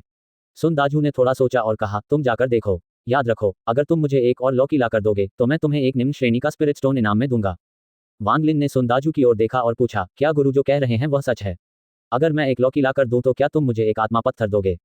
सुन दाजू के चेहरे पर खुशी के भाव थे जब उसने कहा, हाँ, जब तक मुझे एक लौकी मिल जाए मैं तुम्हें एक निम्न श्रेणी का स्पिरिट स्टोन दे दूंगा। वांग लिन ने मन ही मन उपहास किया, लेकिन सतह पर उसने जवाब में सम्मानपूर्वक सिर हिलाया। सुन दाजू के दाहिने हाथ ने एक मुहर बना ली और उसने कुछ शब्द बुदबुदाए। फिर उसने अपना हाथ आगे बढ़ाया और द्वार खुल गया। उसने अपनी दाढ़ी रगड़ते हुए कहा, आगे बढ़ो, अभी जाओ और जल्दी वापस आओ। वांग लिन बिना कुछ कहे बगीचे से चला गया। उनकी लाल वर्दी ने मानद शिष्यों का काफी ध्यान आकर्षित किया। उनके चेहरे ईर्ष्या से भरे हुए थे। हालांकि जब उन्होंने ध्यान से देखा और देखा कि इसे किसने पहना है, तो उनके चेहरे पर अजीब भाव आ गए और वे और भी अधिक ईर्ष्यालु हो गए। तो ये पता चला कि वह व्यक्ति जो आंतरिक शिष्य बन गया वह वही था। आत्महत्या का प्रयास करके वह मानद शिष्य बन गए। इस बार उसने कौन सा तरीका अपनाया होगा? क्या पूछने की जरूरत है? मैं कहता हूं कि उसने एल्डर का अनुग्रह पाने के लिए कुछ बुरे काम किए होंगे। इस प्रकार का व्यक्ति पूरी तरह से बेशर्म है। हाँ, बस उस बेवकूफ चेहरे को देखो। यदि वह आंतरिक शिष्य भी बन जाए तो भी वह सबसे नीचे ही रहेगा। खेती इतनी आसान कैसे हो सकती है? वह कचरे का टुकड़ा। इससे कोई फर्क नहीं पड़ता कि वह आंतरिक शिष्य बन जाता है या नहीं, हमें इसकी परवाह नहीं करनी चाहिए। कचरा तो कचरा ही है और वे चाहे जहां भी जाएं, उन्हें नीची नजर से देखा जाएगा। धत्तेरी की, मैं 4 वर्षों से उनका मानद शिष्य रहा हूं और मैंने उनके जैसा बेशर्म व्यक्ति नहीं देखा। बड़े ने उसे क्यों चुना? मैं हर तरह से उससे बेहतर हूं। आप यहाँ केवल 4 साल से हैं। मैं यहाँ 12 वर्षों से हूँ, लेकिन मैंने अपने कौशल पर ही भरोसा किया। देखो, वह कितना अहंकारी है। हम आंतरिक शिष्य लगातार एक दूसरे के साथ लड़ते हैं, इसलिए चलो इंतजार करें और शो देखें। वे सारे शब्द वांग लिन ने सुने। उसने ठंडी निगाहों से सभी को देखा। वह भी इतना मजबूत नहीं था, लेकिन उसने भविष्य में बदला लेने की कसम खाई। थोड़ी देर बाद वह पूर्वी द्वार पर पहुंच गया। वह छोटी सड़क पर तब तक दौड़ता रहा जब तक वह झरने तक नहीं पहुंच गया। उसने तरोताजा होने के लिए ठंडे पानी से अपना चेहरा धोया, फिर कुछ घूंट पीकर बैठ गया और सोचने लगा। एल्डरसन पास के एक पेड़ पर बैठे हुए कोस रहे थे इस छोटे कमीने को। उसने कहा कि वह लौकी ढूंढने जा रहा है। मुझे यकीन नहीं हो रहा कि वह सचमुच यहाँ लौकी के तैरने का इंतजार कर रहा है। वांग लिन के जाने के बाद एल्डरसन ने तुरंत उसका पीछा करना शुरू कर दिया, ये देखने के लिए कि क्या वह देख सकता है कि वांग लिन ने वह लौकी कहाँ से पाई थी। हालांकि उन्होंने यह उम्मीद नहीं की थी कि वांग लिन बैठकर साधना शुरू कर देंगे। यहाँ आध्यात्मिक ऊर्जा उसके कमरे की तुलना में अधिक सघन थी, लेकिन जड़ी बूटी के बगीचे जितनी सघन नहीं थी। उनकी समझ के आधार पर यह क्यों संक्षेपण ही था कि किसी के शरीर में कितनी आध्यात्मिक ऊर्जा थी। हालांकि अभी वह थोड़ा ही समझ पा रहा था, लेकिन यह ऐसी चीज थी जिसे समय के साथ ठीक किया जा सकता था। वांग लिन का अनुमान सही था। क्यूई संघनन सिर्फ आध्यात्मिक ऊर्जा थी जो भविष्य के लिए एक अच्छी नींव बनाने के लिए शरीर में प्रवेश कर रही थी। वांग लिन ने दोपहर तक श्वास तकनीक जारी रखी, फिर उठे और खिंचाव किया। उसे अभी भी अपने शरीर पर चींटियों के रेंगने का एहसास नहीं हुआ था। वह झरने के पास खड़ा होकर सोचने लगा कि एल्डरसन ने उसे बिना किसी कारण के बाहर नहीं जाने दिया होगा। बड़े साहब आसपास ही जासूसी कर रहे होंगे। उसने अपने पेट को छुआ और सहजता से संप्रदाय की ओर चल दिया। बुजुर्ग संक्रोध से भड़क उठे। वह पूरी सुबह व्यर्थ ही इंतजार करता रहा। वह बुदबुदाया, कमीने, ये बूढ़ा आदमी तुम्हारा खेल खेलेगा। यदि आप एक दिन में सफल नहीं होंगे तो मैं 1 महीने तक इंतजार करूंगा। यदि 1 महीना पर्याप्त नहीं है तो मैं 1 वर्ष तक प्रतीक्षा करूंगा। मैं यह मानने से इनकार करता हूं कि आपके पास एक और लौकी नहीं है।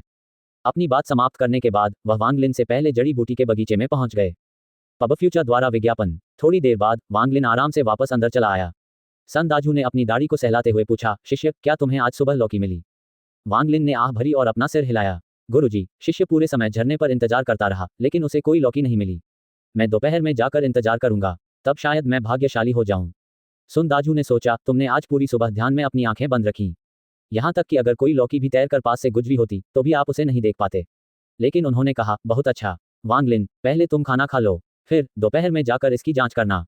वांग लिन ने ध्वनि के साथ जवाब दिया। वह अपने कमरे में गया और देखा कि वहां एक मेज पर मांस और सब्जियों के 4 व्यंजन रखे हुए थे और यहां तक कि सूप भी था, जिसे देखकर किसी को भी भूख लग सकती थी। उन्होंने यह नहीं पूछा कि भोजन कौन लेकर आया है, बल्कि जल्दी से थोड़ा सा खा लिया और सारा सूप भी पी लिया, फिर बिस्तर पर लेटकर थोड़ी देर की झपकी ले ली। सुन दाजू का शरीर भूत जैसा दिखाई देने लगा। उसका चेहरा काला पड़ गया जब उसने सोचा, ये बूढ़ा आदमी संप्रदाय के नियमों का पालन करता है, इसलिए मैं आपके भोजन में जहर नहीं डालूंगा, लेकिन मैं ऐसी दवाएं डाल सकता हूं जो आपकी आध्यात्मिक ऊर्जा अवशोषण में बाधा उत्पन्न करेंगी। आपकी औसत क्षमता और मेरी दवाओं के साथ आप कभी भी क्यूई संक्षेपण की तीसरी परत से आगे नहीं बढ़ पाएंगे। तुम हमेशा मेरे नियंत्रण में रहोगे। 1 घंटे के बाद वांग लिन जाग गया। उसने अपने कपड़े ठीक किए और वापस झरने की ओर चल दिया, फिर से खेती करने लगा। वह अंधेरा होने तक साधना करता रहा, फिर उठ गया और बिना कुछ कहे पहाड़ के जंगल में चला गया। पास के एक पेड़ पर बैठे सन दाजू चुपचाप वांग लिन के पीछे चले गए। वांग लिन ने धीरे धीरे पहाड़ पर दाएं बाएं मोड़ लिए और रास्ते में बाएं दाएं देखता रहा। अचानक जब वह लौकी से भरी एक बेल के पास पहुंचा तो उसके चेहरे पर खुशी छा गई। उसने एक छोटा सा लौकी उठाया जो देखने में अच्छा लग रहा था, फिर जल्दी से चला गया। उसके जाने के बाद सुन दाजू बहुत उलझन में था। वह चाहे जैसा भी दिखता हो, लौकी एकदम सामान्य दिखती थी। वह अपने साथ कुछ लौकी लेकर गायब हो गया। वांग लिन पहाड़ी रास्ते से होते हुए कुछ ही समय में संप्रदाय में वापस आ गया। उसने अन्य सभी शिष्यों की बातों को नजरअंदाज कर दिया। जड़ी बूटी के बगीचे में प्रवेश करने के बाद उसने देखा कि सुन दाजू का उदास चेहरा उसे घूर रहा था। वांग लिन ने तुरंत सम्मानपूर्वक लौकी बुजुर्ग को सौंप दी और कहा, गुरुजी, आज दोपहर मेरी किस्मत बहुत अच्छी थी। हालांकि वसंत ऋतु में मुझे कोई लौकी नहीं मिली, फिर भी मैं पहाड़ पर घूमता रहा और मुझे बहुत सारी लौकी मिल गईं। ये वाला मेरे पास पहले वाले जैसा ही लग रहा था। गुरुजी, कैसा है? सन दाजू लगभग अपना आपा खो बैठे, लेकिन उन्होंने इसे दबा लिया और मुश्किल से मुस्कुराने में कामयाब रहे। उसने लौकी को उठाया और बिना देखे एक तरफ फेंक दिया, फिर वांग लिन से शब्दशः कहा, मुझे जो लौकी चाहिए वह पहले की तरह आध्यात्मिक ऊर्जा से भरी हुई है। मुझे एक बेतरतीब लौकी क्यों चाहिए? वह अपने गुस्से पर काबू नहीं रख सका, इसलिए उसने अंतिम कुछ शब्द चिल्लाकर बोल दिए। उन्होंने इस बच्चे का पीछा करते हुए पूरा दिन बर्बाद कर दिया और उस बच्चे ने उन्हें कुछ साधारण लौकी चुनने और उनका परीक्षण करने के लिए धोखा दिया। जब उसने उन लौकी के बारे में सोचा तो वह अपने क्रोध पर नियंत्रण नहीं रख सका। वापस आते समय उसने लौकी को जैसे भी देखा वे सामान्य ही दिखीं। यहाँ तक कि उसने झरने के पानी से भरने के लिए उन्हें खोखला भी कर दिया।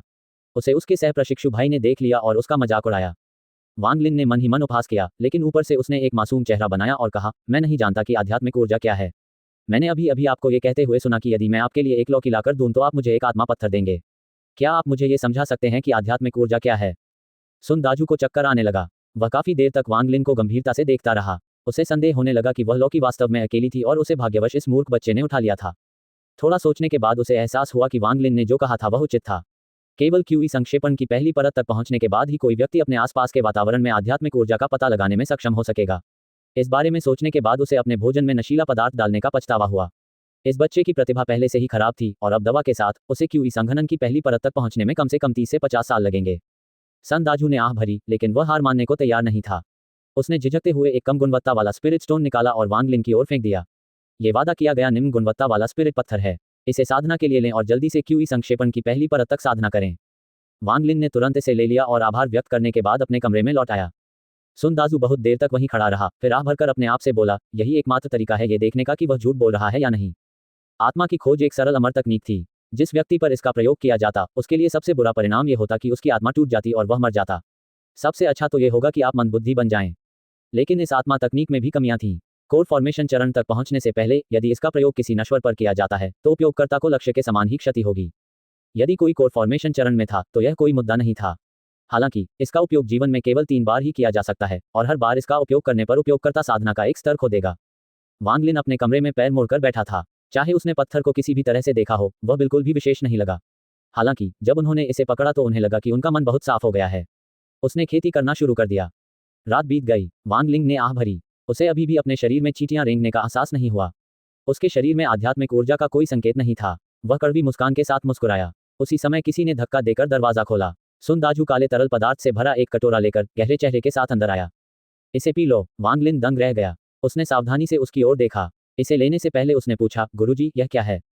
सुन दाजू ने वांग लिन की अभिव्यक्ति देखी और क्रोधित हो गया। वह चिल्लाया, क्या तुम सचमुच सोचते हो कि मैं तुम्हें नुकसान पहुंचाऊंगा? यदि यह आपको क्यूई संघनन की पहली परत तक पहुंचने में मदद करने के लिए नहीं होता तो क्या आपको सचमुच लगता है कि मैं पूरी रात बिताता और इस दवा को बनाने के लिए कीमती जड़ी बूटियों को बर्बाद करता?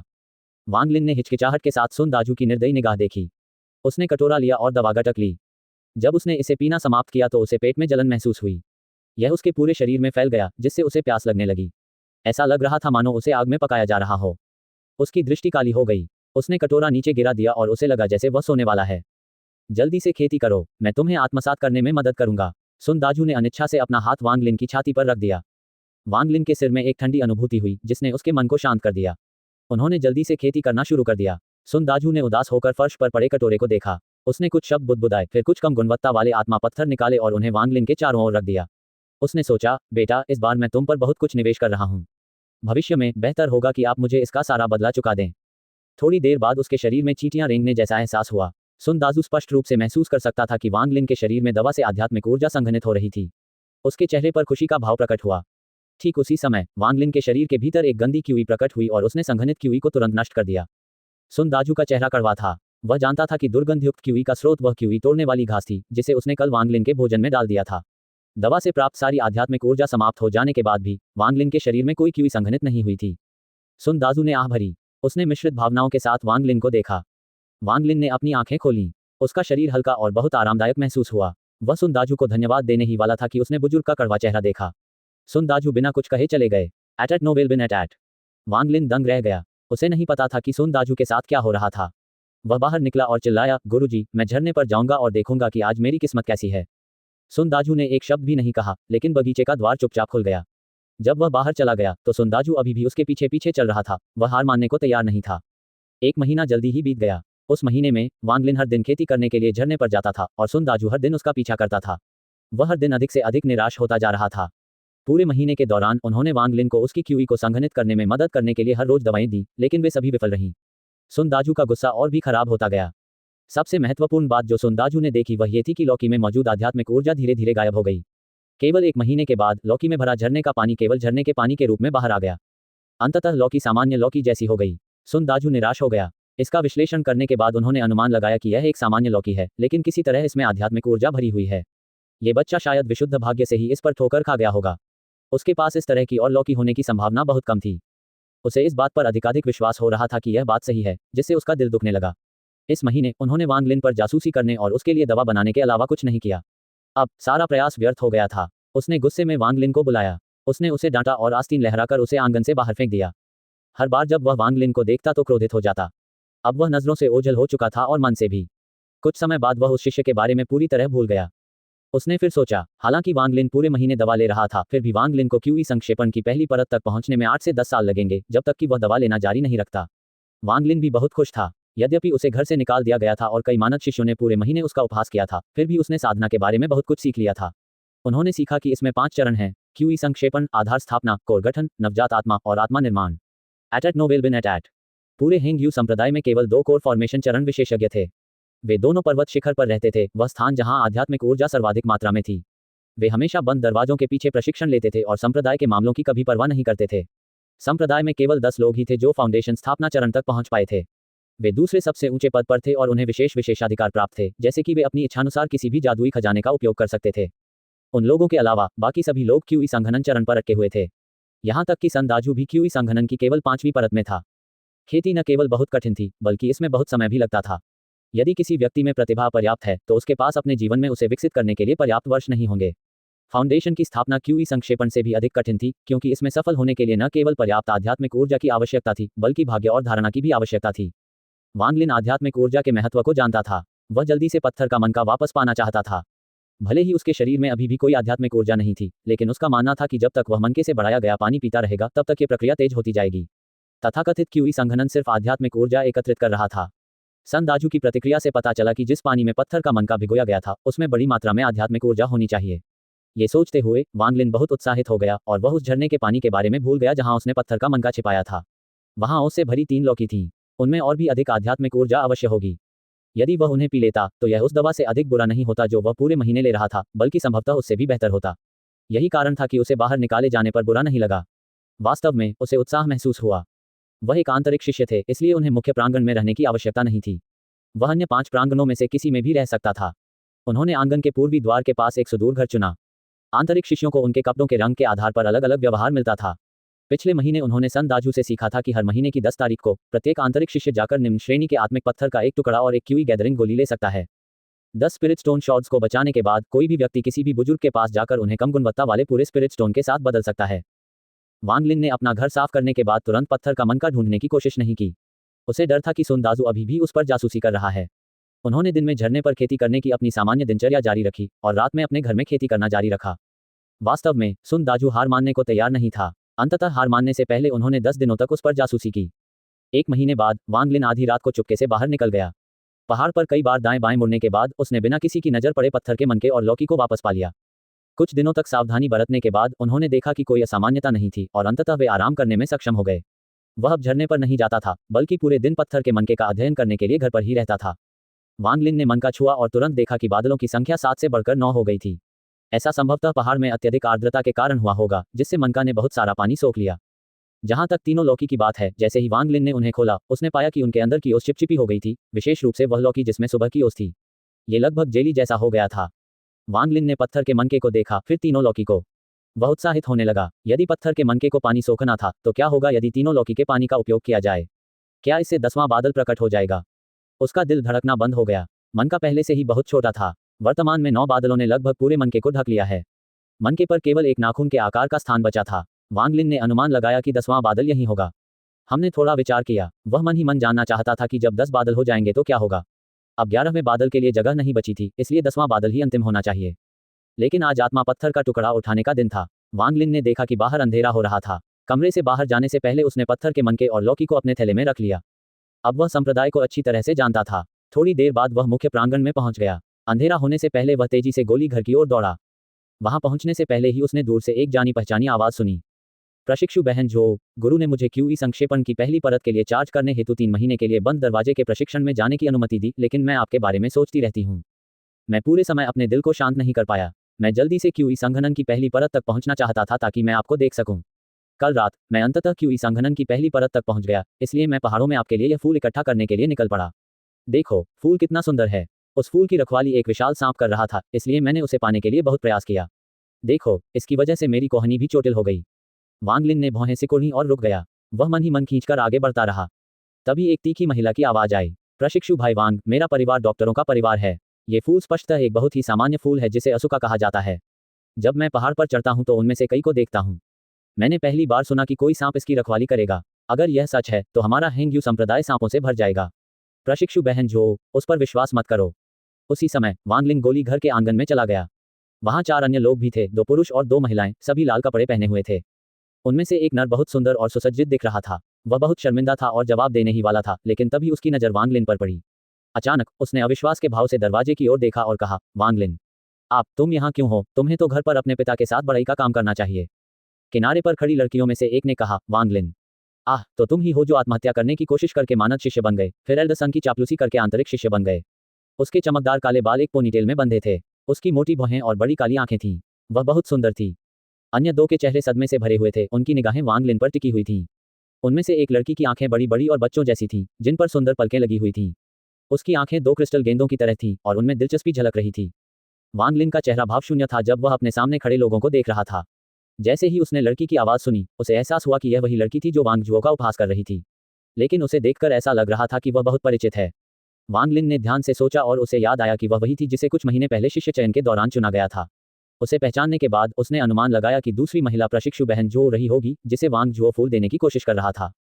अंतिम व्यक्ति लगभग 20 वर्ष का युवक था। उसका चेहरा लंबा और घोड़े जैसा था। उन्होंने अपनी ठोड़ी उठाई और तिरस्कार भरी नजर से कहा, प्रशिक्षु भाई वांग, आप 3 महीने से बंद कमरे में प्रशिक्षण ले रहे हैं, इसलिए आपको नहीं पता। ये वांगलिन इस समय संप्रदाय में सबसे बड़ा मजाक है। जैसा कि प्रशिक्षु बहन जू ने कहा, उन्होंने आंतरिक शिष्य बनने के लिए उन तरीकों का इस्तेमाल किया। एट नो विल बिन एट। जब वांग जुओ ने यह सुना तो वह जोर से हंस पड़ा। तुमने मुझे एक पल के लिए सचमुच डरा दिया। तो इस तरह आप संप्रदाय में प्रवेश कर गए। यहाँ तक कि अगर आप यहाँ प्रवेश भी कर लें तो भी आप शायद क्यूई संघनन की पहली परत तक कभी नहीं पहुंच पाएंगे। यहाँ आकर वांग परिवार का नाम क्यों खराब किया जा रहा है? प्रशिक्षु भाई वांग, आपने जो कहा वह गलत है। यद्यपि प्रतिभा महत्वपूर्ण है, लेकिन उससे भी अधिक महत्वपूर्ण है दृढ़ता। खेती पहले से ही स्वर्ग के विरुद्ध जा रही है। अगर किसी में दृढ़ता नहीं है तो इससे कोई फर्क नहीं पड़ता, चाहे वे कितने भी प्रतिभाशाली क्यों न हो। जो नाम की लड़की ने ऐसी आवाज में कहा जिसने दिल को हिला दिया। जैसे ही वह वांग जुओ के करीब कुछ कदम बढ़ी, जू नाम की लड़की ने कहा, प्रशिक्षु भाई वांग ने जो कहा वह गलत नहीं है। ये वांगलिन बहुत बेवकूफ लग रहा है। वह किसी भी तरह से किसान जैसा नहीं दिखता। वांगलिन ने हंसकर कहा। वह समझ गया कि उनके बीच स्थिति जटिल थी। वांग जुओ को जो नाम की यह लड़की पसंद थी, लेकिन जू नाम की लड़की को वांग जुओ पसंद था, इसलिए वह पहले से ही उनके रिश्ते को नष्ट करने की कोशिश कर रही थी। वांगलिन की हंसी सुनकर वांग जुओ बहुत असंतुष्ट हुआ। उन्होंने नाक भान सिकोड़ते हुए कहा, वांगलिन, मैं तुम्हें सलाह देता हूं कि अपनी भलाई के लिए तुम हेंग्यू संप्रदाय को छोड़ दो। यदि आप ऐसा नहीं करते हैं, यदि आप नहीं मरते हैं, तो आप निश्चित रूप से वर्ष के अंत में शिष्य प्रतियोगिता में अपंग हो जाएंगे। वांगलिन ने सुन दाजू से सुना कि वर्ष के अंत में एक शिष्य प्रतियोगिता होती है जिसमें विजेता को जादुई खजाना मिल सकता है। प्रतियोगिता 2 स्तरों में विभाजित थी। उनमें से एक में संप्रदाय के सभी शिष्य शीर्ष स्थान के लिए लड़ते हैं और दूसरे में सभी नए शिष्य नए लोगों के राजा बनने के लिए लड़ते हैं। वांगलिन ने सहजता से जवाब दिया, आपको चिंता करने की आवश्यकता नहीं है। आप मेरे जैसे कूड़े के जीवन और मृत्यु के बारे में क्यों चिंतित हैं? वांग जुओ ठंडी हंसी हंसा। मुझे चिंता है क्योंकि हम रिश्तेदार हैं। चूंकि आप मेरे अच्छे इरादों को स्वीकार नहीं करेंगे, इसलिए प्रतियोगिता में आपके साथ नरमी न बरतने के लिए मुझे दोष न दें। बात खत्म करने के बाद उसकी आंखें ठंडी हो गईं। वांग जुओ बचपन से ही वांगलिन के परिवार को नीची नजर से देखता था। यद्यपि वह वांगलिन से कभी नहीं मिला था, उसने हमेशा अपने पिता से सुना था कि वांगलिन के पिता हमेशा परिवार की विरासत का एक बड़ा हिस्सा हड़पने के लिए दादा की चापलूसी करते थे और यहाँ तक कि अपने पिता को भी अपमानित किया था। ये केवल इसलिए संभव हो सका क्योंकि परिवार के अन्य सदस्य अंधे नहीं थे, इसलिए वे उसके पिता की विरासत वापस ले सके। वांग जुओ की नज़र में वांगलिन का परिवार वांग परिवार के लिए अपमान था। जैसा बाप वैसा बेटा। हालांकि बड़े होने के बाद उसे एहसास हुआ कि चीजें बिल्कुल वैसी नहीं थी जैसा उसके पिता ने बताया था, लेकिन वह बचपन से ही बहुत घमंडी था। वह कभी कभी अपने पिता को भी नीची नज़र से देखता था, अन्य सभी की तो बात ही छोड़िए। जू नाम की लड़की ने थोड़ा सोचा, फिर वांग जुओ से पूछा, आप रिश्तेदार हैं? अन्य 2 भी आश्चर्यचकित थे।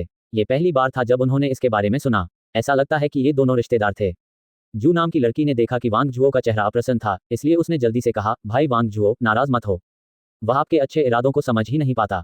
आप एक अच्छे इंसान हैं और उससे ज्यादा होशियार भी। उससे यह उम्मीद मत रखें कि वह आपके अच्छे इरादों को समझेगा। जब वह थोड़ा कष्ट सह लेगा तो उसे पता चल जाएगा कि आप उसके प्रति कितने अच्छे थे। मेरे परिवार में भी उनके जैसे रिश्तेदार हैं। वास्तव में हर परिवार ऐसा ही होता है। हर कोई आपके जितना उत्कृष्ट नहीं हो सकता। वास्तव में मैं समझता हूं कि आप कैसा महसूस कर रहे हैं। आप सचमुच चाहते हैं कि वह बेहतर हो जाए। जू नाम की लड़की ने जो कहा उससे वांग जुओ शर्मा गया। वह उसकी ओर देखता रहा, उसे समझ नहीं आया कि वह उसकी तारीफ कर रही है या उसका मजाक उड़ा रही है। जब वांग लिन ने लड़की की बात सुनी तो वह जोर से हंसने लगा। वांग जुओ, ऐसा लगता है कि मैंने आपको गलत समझा। तुम मेरे प्रति अच्छे हो। मैं, वांग लिन, इसे याद रखूंगा। धन्यवाद। जब वह बात कर रहा था तो गोली घर का दरवाजा खुल गया। एक उज्ज्वल चेहरे वाला युवक बाहर आया। ये वांग हाओ था। बाहर निकलने के बाद उसने सबका ध्यान आकर्षित करने के लिए खांसते हुए मुस्कुराते हुए कहा, आज की क्यूई गैदरिंग गोलियां अभी भी भट्टी में हैं। एक बार जब वे काम पूरा कर लेंगे तो मैं आप लोगों को एक एक करके बुलाऊंगा। वांग जुओ ने दांत पीसते हुए वांग हाओ को देखा, लेकिन वह वास्तव में अभी उसे नाराज नहीं कर सकता था। वांग हाओ अभी भी तीसरे वरिष्ठ प्रशिक्षु भाई का सहायक था, जो गोली घर में दैनिक मामलों का प्रभारी था। अगर वांग हाओ ने इस मालिक से शिकायत की तो उसकी खुद की मासिक आपूर्ति बहुत कम हो जाएगी। वांग हाओ ने बोलना समाप्त करने के बाद उस क्षेत्र पर नजर डाली और वांग लिन को देखकर आश्चर्यचकित हो गए। उन्होंने वांग लिन को एक तरफ खींचा और कहा, बड़े भाई टाई जू, आंतरिक शिष्य बनने पर बधाई।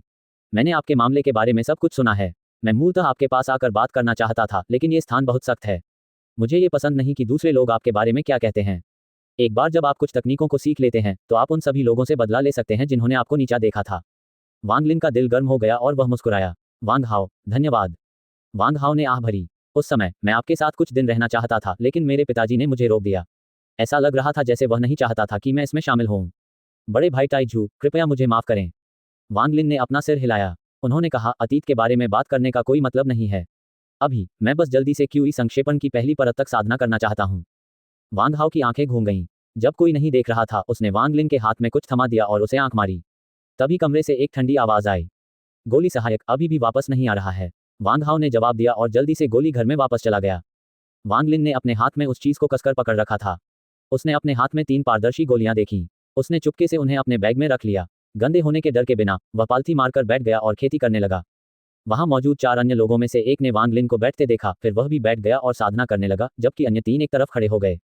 वांग जुओ जो नाम की लड़की के साथ अच्छा संबंध बनाने की कोशिश कर रहा था, लेकिन जू नाम की लड़की पूरे समय उसके काम में बाधा डाल रही थी। धीरे धीरे समय बीतता गया और आकाश में अंधेरा छा गया। जैसे ही चांद निकला, गोली घर का दरवाजा खुल गया। वांग हाओ हाथ में ट्रे लेकर बाहर निकलते समय काफी थका हुआ लग रहा था। ट्रे पर 5 निम्न गुणवत्ता वाले स्पिरिट पत्थर और 5 पारदर्शी गोलियां थीं। लोग अपना हिस्सा पाकर एक एक करके बाहर चले गए। वांग लिन अंत में गया। वह मुस्कुराया और वांग हाओ की ओर हाथ हिलाया, फिर चला गया। उसे अपने दिल में वांग हाओ की दयालुता याद आ गई। वांग हाओ ने उसे जो 3 गोलियां दी वे क्यू गैदरिंग गोलियां थीं। अपने कमरे में वापस आकर उसने तुरंत दरवाजा बंद कर लिया। उन्होंने क्यूई गैदरिंग गोलियों का उपयोग नहीं किया, बल्कि उन्हें अपने बैग में रख लिया। वह पत्थर के मनके के साथ एक प्रयोग शुरू करने वाला था। उसने सावधानी से तीनों लौकी और पत्थर का मनका निकाला, फिर थोड़ा सोचा और अनिश्चित भाव प्रकट किया। वह इसके पक्ष विपक्ष पर विचार कर रहा था, क्योंकि उसके बिना भविष्य में उसकी खेती की गति बहुत धीमी हो जाएगी। लेकिन पत्थर के मनके पर बने रहस्यमय बादलों ने वांग लिन को बहुत उत्सुक बना दिया। कुछ देर सोचने के बाद उसने अपना निर्णय लिया। वह हमेशा अधिक ओस एकत्र कर सकता था, बस इसमें कुछ समय लगेगा। हालांकि यदि 10वां बादल प्रकट हुआ तो इससे मनके में परिवर्तन हो सकता है। हो सकता है कि तब जिस पानी में मनका भिगोया जाएगा उसमें और भी अधिक आध्यात्मिक ऊर्जा होगी। इस बारे में सोचने के बाद उसने तुरंत वह लौकी निकाली जिसमें सुबह की सबसे अच्छी ओस थी। लौकी से जेली निकालने में उसे काफी समय लगा। थोड़ी देर बाद सारी ओस सूख गई। वहां एक पत्थर के कटोरे में हरे रंग का तरल पदार्थ भरा हुआ था, जिसमें से बहुत ही ताजगी भरी खुशबू आ रही थी। इसे सूंघने के बाद वांग लिन का शरीर शांत हो गया। उसे डर था कि इसकी गंध से संप्रदाय के छिपे हुए विशेषज्ञों का ध्यान आकर्षित हो जाएगा, इसलिए उसने जल्दी से पत्थर का मनका उसमें फेंक दिया। थोड़ी देर बाद उसने थोड़ा सा तरल पदार्थ सोख लिया। वांग लिन थोड़ा निराश हुआ। उन्हें उम्मीद थी कि अचानक बदलाव आएगा। हालांकि पत्थर का मनका तरल पदार्थ की गंध को अवशोषित कर रहा था। वांग लिन ने थोड़ा सोचा, फिर पत्थर का कटोरा अपने बिस्तर के बगल में रख दिया। वह अपने बिस्तर पर बैठ गया और साधना करने लगा। एक लंबी और 3 छोटी सांस लेने की तकनीक अब वांग लिन के लिए आसान थी। यद्यपि पिछले 2 महीनों में उनमें कोई आध्यात्मिक ऊर्जा एकत्रित नहीं हुई थी, फिर भी वे श्वास तकनीक के अभ्यस्त हो गए थे। जब वह खेती नहीं कर रहा होता था तब भी वह इसी तरह सांस लेता था। रात बीत गई और वांग लिन ने पत्थर के कटोरे की जांच करने के लिए अपनी आंखें खोलीं। उसने देखा कि आधा तरल पत्थर के मन के द्वारा सोख लिया गया था। वह निराश नहीं हुआ और उसने कटोरा वापस अपने बिस्तर के नीचे रख दिया। थोड़ी देर हिचकिचाने के बाद उसने एक क्यूई गैदरिंग पिल निकाली और उसे अपने मुंह में डाल लिया। उसने महसूस किया कि उसके शरीर के भीतर से तुरंत गर्मी आ रही है। सन दाजू के साथ बिताए महीने में उसने हर दिन इस प्रक्रिया का अनुभव किया था। उसने जल्दी से खेती शुरू कर दी। वह रात होने तक खेती करता रहा। वांग लिन ने धीरे से एक सफेद सांस छोड़ी और व्यंग्यात्मक ढंग से मुस्कुराया। ये क्यूई गैदरिंग गोली बिल्कुल सन दाजू की दवाओं की तरह है, जो कुछ जड़ी बूटियों से बनी है जिसमें बहुत सारी आध्यात्मिक ऊर्जा है। हर बार जब मैं इन्हें खाता हूं तो मेरा शरीर आराम और ऊर्जा से भरा हुआ महसूस करता है। मुझे भूख भी नहीं लगती, लेकिन मैं अभी भी कोई आध्यात्मिक ऊर्जा एकत्रित नहीं कर पाता। उसने आह भरी। वांग जुओ 3 महीने में क्यूई संघनन की पहली परत प्राप्त कर सका। उसके चेहरे पर वही भाव थे, लेकिन उसके दिल में मिश्रित भावनाएं थीं। प्रतिभा, ये विकसित करने का सबसे महत्वपूर्ण हिस्सा है। लेकिन वांग लिन के व्यक्तित्व को देखते हुए वह इतनी आसानी से हार नहीं मानेंगे। उसके पास रहस्यमय मन का था। उनमें आध्यात्मिक ऊर्जा की कोई कमी नहीं थी। यद्यपि वह अभी किसी भी आध्यात्मिक ऊर्जा को एकत्रित नहीं कर सकता था, परंतु समय के साथ वह निश्चित रूप से सफल हो जाएगा। समय। वांग लिन ने अपने होंठ काटे और आह भरी। उसने अपने बिस्तर के नीचे से पत्थर का कटोरा निकाला। तरल पदार्थ थोड़ा सा ही बचा था, लेकिन 10वां बादल अभी भी नहीं आया था। उसने तुरंत दूसरी लौकी निकाली और उसका रस कटोरे में डाल दिया। कुछ अतिरिक्त तरल बचा था, इसलिए वांग लिन ने उसे पी लिया और साधना जारी रखी। इस बार उसके शरीर में जो गर्मी दिखाई दी वह पिछली सभी बार की तुलना में अधिक थी। वह अपने शरीर में गर्मी महसूस कर सकता था। उन्हें बहुत प्यास लगी, लेकिन उन्होंने खेती जारी रखी। थोड़ी देर बाद वांग लिन को लगा कि कुछ गड़बड़ है। गर्मी पहले की तरह कम नहीं हुई, बल्कि सांस लेने के साथ साथ और अधिक बढ़ने लगी। उसे ऐसा महसूस हुआ जैसे उसका शरीर एक गुब्बारा है जो अपनी सीमा तक पहुंच गया है। वांग लिन डर गया, इसलिए उसने साधना बंद कर दी, लेकिन सूजन का दर्द बना रहा। उसने अपनी आंखें खोली और तुरंत भयभीत होकर पाया कि उसकी सारी रक्त वाहिकाएं सूजी हुई थीं, जैसे उसकी त्वचा के नीचे कीड़े हों। वांग लिन को यह नहीं पता था कि पहले उसने जो दवाएं खाई थीं, उनसे बहुत अधिक आध्यात्मिक ऊर्जा उत्पन्न नहीं हुई थी, और यहां तक कि उसने श्वास तकनीक का उपयोग करके प्रकृति से जो आध्यात्मिक ऊर्जा एकत्र की थी, उसके साथ भी वह अपनी प्रतिभा के कारण खोई हुई आध्यात्मिक ऊर्जा की भरपाई नहीं कर सकता था। इसके अलावा सबसे महत्वपूर्ण क्षण में क्यूई स्कैटरिंग ग्रास उसे आध्यात्मिक ऊर्जा को सफलतापूर्वक संघनित करने से रोक देगा। लेकिन अब उसने ओस पी ली थी जिसमें दवाओं की तुलना में कहीं अधिक आध्यात्मिक ऊर्जा थी, जो उसकी प्रतिभा के कारण खोई हुई ऊर्जा से कहीं अधिक थी। यदि वह साधना नहीं करता तो वे कुछ समय बाद ही लुप्त हो जाते, लेकिन अब उसकी आध्यात्मिक ऊर्जा ऐसे बढ़ती है जैसे कि साधना करने पर तेल से अग्नि प्रज्वलित हो रही हो। वह जानता था कि उसने गलती की है, लेकिन उसे नहीं पता था कि क्या करना चाहिए। वह केवल देख सकता था कि उसकी रक्त वाहिकाएं कैसे फैल रही थीं। जब उसकी रक्त वाहिकाएं अपनी सीमा पर थीं, तो उसके दिमाग में एक विचार आया। बिना ज्यादा सोचने का समय लिए उन्होंने अपने दांत पीस लिए और एक छोटी तथा 3 लंबी श्वास तकनीक के साथ साधना शुरू कर दी। उन्होंने सोचा कि चूंकि एक लंबा 3 छोटा आध्यात्मिक ऊर्जा एकत्रित कर रहा है, तो इसका उल्टा भाग आध्यात्मिक ऊर्जा को बिखेर रहा होगा। वांग लिन का अनुमान कमोबेश सही था। अधिकांश साधक इस श्वास तकनीक को जानते थे क्योंकि यह नींव स्थापना से पहले का चरण था। उनकी सांसों के साथ उनके शरीर के हर हिस्से से आध्यात्मिक ऊर्जा की धाराएं निकल रही थीं। ये सब उसके बिस्तर के नीचे रखे पत्थर के मन के द्वारा चूस लिया गया था। जैसे जैसे समय बीतता गया, सूजन का एहसास धीरे धीरे कम होता गया। उनकी रक्त वाहिकाएं भी सामान्य हो गईं। अब उसके शरीर से जो निकल रहा था वह आध्यात्मिक ऊर्जा नहीं थी, बल्कि कुछ काली क्यूई थी जिसे पत्थर के मनके ने अवशोषित नहीं किया था और वह हवा में बिखर गई। इस भाग्यशाली संयोग से वांग लिन को अपने शरीर से क्यूई स्कैटरिंग घास को हटाने की अनुमति मिली। यदि कोई क्यूई प्रकीर्णन घास को बलपूर्वक बाहर निकालना चाहता था, तो एक तरीका यह था कि उसे पूरी तरह से बाहर निकालने के लिए बहुत सारी आध्यात्मिक ऊर्जा का प्रयोग किया जाए। ये वह तरीका था जिसे सुन दाजू इस्तेमाल कर रहा था, लेकिन वांग लिन के बारे में उसका मन बदल गया था और वह अपनी जड़ी बूटियों को और अधिक खोना नहीं चाहता था, इसलिए उसने ये तरीका छोड़ दिया। दूसरी विधि थी बिखराव तकनीक का उपयोग करना, जिसमें व्यक्ति के शरीर से सारी आध्यात्मिक ऊर्जा निकाल दी जाती थी, फिर शुरू से साधना शुरू की जाती थी। सन दाजू ने इस विधि का उपयोग इसलिए नहीं किया क्योंकि वांग लिन के पास पहले से ही लगभग कोई आध्यात्मिक ऊर्जा नहीं थी, इसलिए वह इस तकनीक का उपयोग भी नहीं कर सकता था। एट नो वेल बिन एट। प्रकीर्णन तकनीक पूरे दिन और रात तक चली। वांग लिन इतना थक गया था कि वह बिस्तर पर गिर पड़ा।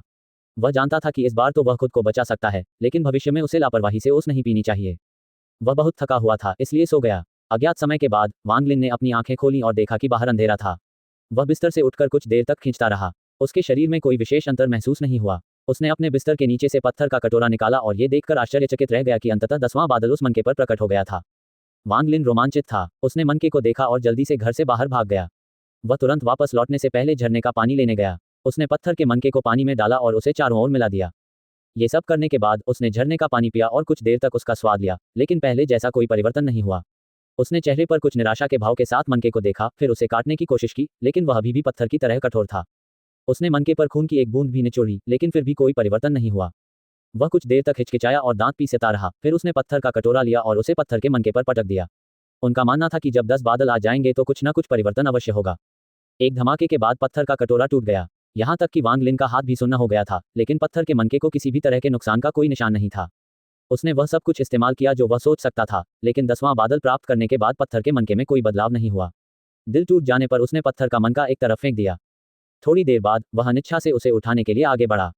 कुछ देर तक उसे घूरने के बाद उसे नींद आने लगी। वह स्तब्ध रह गया। वह अभी जागा था, उसे नींद क्यों आएगी? उसने अपनी आंखें रगड़ी और मनके को घूरता रहा। धीरे धीरे उसे और भी अधिक नींद आने लगी। मन का अधिकाधिक धुंधला होता गया और अंततः वह जमीन पर गिर पड़ा। मन का अभी भी उसके हाथ में था और वह सो गया। उन्होंने एक सपना देखा। सपने में वह एक ऐसे स्थान पर पहुंचा जिसकी कोई सीमा नहीं थी। वहां कोई तारे नहीं थे, लेकिन उसके चारों ओर चमकती हुई वस्तुएं थीं। यद्यपि वह सपना देख रहा था, उसका मन बहुत साफ था। उसे आश्चर्य हुआ कि वह ऐसा सपना क्यों देख रहा है। वांग लिन को ऐसा नहीं लगा कि उसके शरीर में कोई समस्या है। हालांकि उसे यह नहीं पता था कि इस जगह से बचने के लिए कैसे जागना है। अपनी लाचारी में वह बहुत देर तक इस सीमाहीन क्षेत्र में निरुद्देश्य घूमता रहा। अज्ञात समय के बाद जब वह सचमुच थक गया तो आसपास का वातावरण हिलने लगा। ऐसा महसूस हुआ जैसे उसका शरीर टुकड़े टुकड़े हो रहा है। चीख के साथ उसने अपनी आंखें खोलीं। उसने इधर उधर देखा तो पाया कि वह अभी भी कमरे में ही था। वांग लिन ने गहरी सांस ली और अपने माथे से पसीना पोंछा। वह खुश था कि अजीब सपना आखिरकार खत्म हो गया। अचानक उसकी अभिव्यक्ति सचमुच अजीब हो गई। उसने मनके की ओर देखा और पाया कि सारे बादल गायब हो गए थे। इसके बजाय मनके पर छोटे छोटे शब्द अंकित थे। यह वांग लिन दंग रह गया और जल्दी से करीब से देखने लगा। शब्द बहुत अजीब लग रहे थे, फॉन्ट भी असामान्य था। उन्हें हमेशा से ही पढ़ने का शौक था और वे लंबे समय तक सोचते रहते थे तथा पढ़े हुए शब्दों को शब्दों के साथ जोड़ने का प्रयास करते थे। वह कुछ शब्दों का अनुमान लगाने में सक्षम था।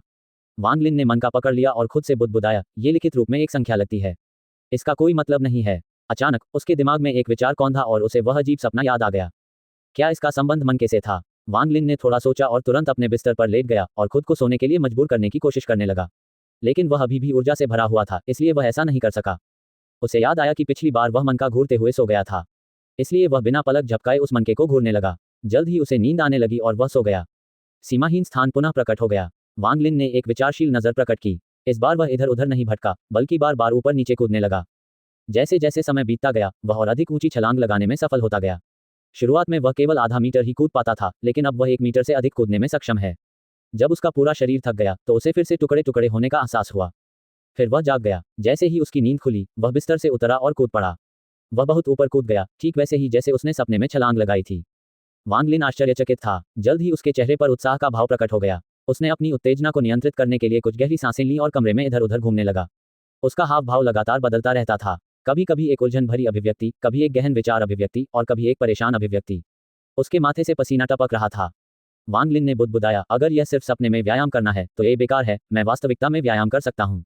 यह मेरे सपने में होने की जरूरत नहीं है।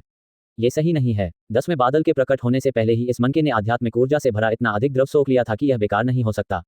इसका कोई और उपयोग अवश्य होगा। लेकिन ये क्या हो सकता है? वांग लिन ने अपने आसपास की हर चीज को भूलकर पूरे मन से खुद को मनके के लिए समर्पित कर दिया। क्या ये हो सकता है? वह रुक गया। ऐसा लग रहा था जैसे उसने कोई विचार समझ लिया हो। उसने खुद से पूछा, क्या ये समय हो गया है? इसके बारे में सोचने के बाद वह अपनी भावनाओं पर नियंत्रण नहीं रख सका। वह उत्साह से कुछ शब्द चिल्लाना चाहता था। उसने अपनी मुट्ठियां भींच लीं। मनके को देखते ही उसका शरीर कांप उठा। अगर यह वास्तव में समय से संबंधित है तो मैं ताइजू अमर हो जाऊंगा, चाहे मेरी प्रतिभा कितनी भी खराब क्यों न हो। वांग लिन ने सामान्य स्थिति में लौटने से पहले कुछ गहरी सांसें लीं। बिना कुछ कहे उसने तेल का दीपक निकाला और उसमें तेल भर दिया। वह पत्थर का मनका पकड़े हुए अपने बिस्तर पर बैठ गया और समय की गणना करने लगा। 5 घंटे बाद दीपक बुझ गया। वांग लिन ने जल्दी से दीपक में तेल भर दिया। वह मनके को घूरता रहा और पुनः स्वप्न में चला गया। इस बार उसने कूदने का अभ्यास नहीं किया, बल्कि वह जमीन पर पैर मोड़कर बैठ गया और समय गिनने लगा। 1 घंटा, 5 घंटे, 10 घंटे, 20 घंटे, 35 घंटे, 50 घंटे। उसे फिर से ऐसा महसूस हुआ जैसे उसका शरीर टुकड़े टुकड़े हो गया हो। जब वांग लिन ने अपनी आंखें खोली तो तेल का दीपक बुझने वाला था। 10 गुना समय। सपने में 10 गुना समय बीत गया। वांग लिन उत्साह से खड़ा हो गया और मनका कसकर पकड़ लिया। एट नो विल बिन एट। पहली बार उसे अपनी खेती पर भरोसा हुआ। बहुत देर हो चुकी थी। वांग लिन ने अपने उत्साहित हृदय को नियंत्रित किया और साधना शुरू करने के लिए तुरंत मनका का उपयोग शुरू नहीं किया। उसे डर था कि अगर उसने सुबह सुबह मन का इस्तेमाल करना शुरू किया तो किसी को पता चल जाएगा। जब ऐसा हुआ तो वह उसे अपने पास नहीं रख सका, इसलिए उसने मन का वापस अपनी थैली में रख लिया और कमरे से बाहर चला गया। पहाड़ से बहुत सारा झरने का पानी इकट्ठा करने के बाद वांग लिन ने आध्यात्मिक ऊर्जा से भरा झरने का पानी बनाना शुरू कर दिया। जब रात के 10 बज गए तो उसने अपना दरवाजा बंद कर लिया। एहतियात के तौर पर उसने रस्सी का एक सिरा दरवाजे से और दूसरा सिरा अपनी बांह पर बांध लिया ताकि अगर कोई दरवाजा खोले तो उसे तुरंत पता चल जाए। झरने के पानी के कुछ घूंट पीने के बाद उसने महसूस किया कि उसका शरीर गर्म हो गया है। फिर वह स्वप्न में प्रवेश करने के लिए मनके को घूरता रहा। अंतहीन स्वप्न अंतरिक्ष में वांग लिन ने पैर पर पैर रखकर बैठकर साधना शुरू कर दी। जब वह साधना कर रहा था तो उसके चारों ओर की रोशनी अधिक कोमल हो गई। वांग लिन को इस बात का पता नहीं था, लेकिन रोशनी उसके शरीर में प्रवेश कर गई। वहां एक दिन रहने के बाद पानी की सारी आध्यात्मिक ऊर्जा समाप्त हो गई। लेकिन इस बार वह अपने शरीर में अंतर स्पष्ट रूप से महसूस कर सकता था। इससे पहले जब वह सुनदाजू की दवा खत्म करता था तो उसे गर्मी महसूस होती थी। हालांकि सबसे महत्वपूर्ण क्षण में सारी आध्यात्मिक ऊर्जा बिखर जाएगी।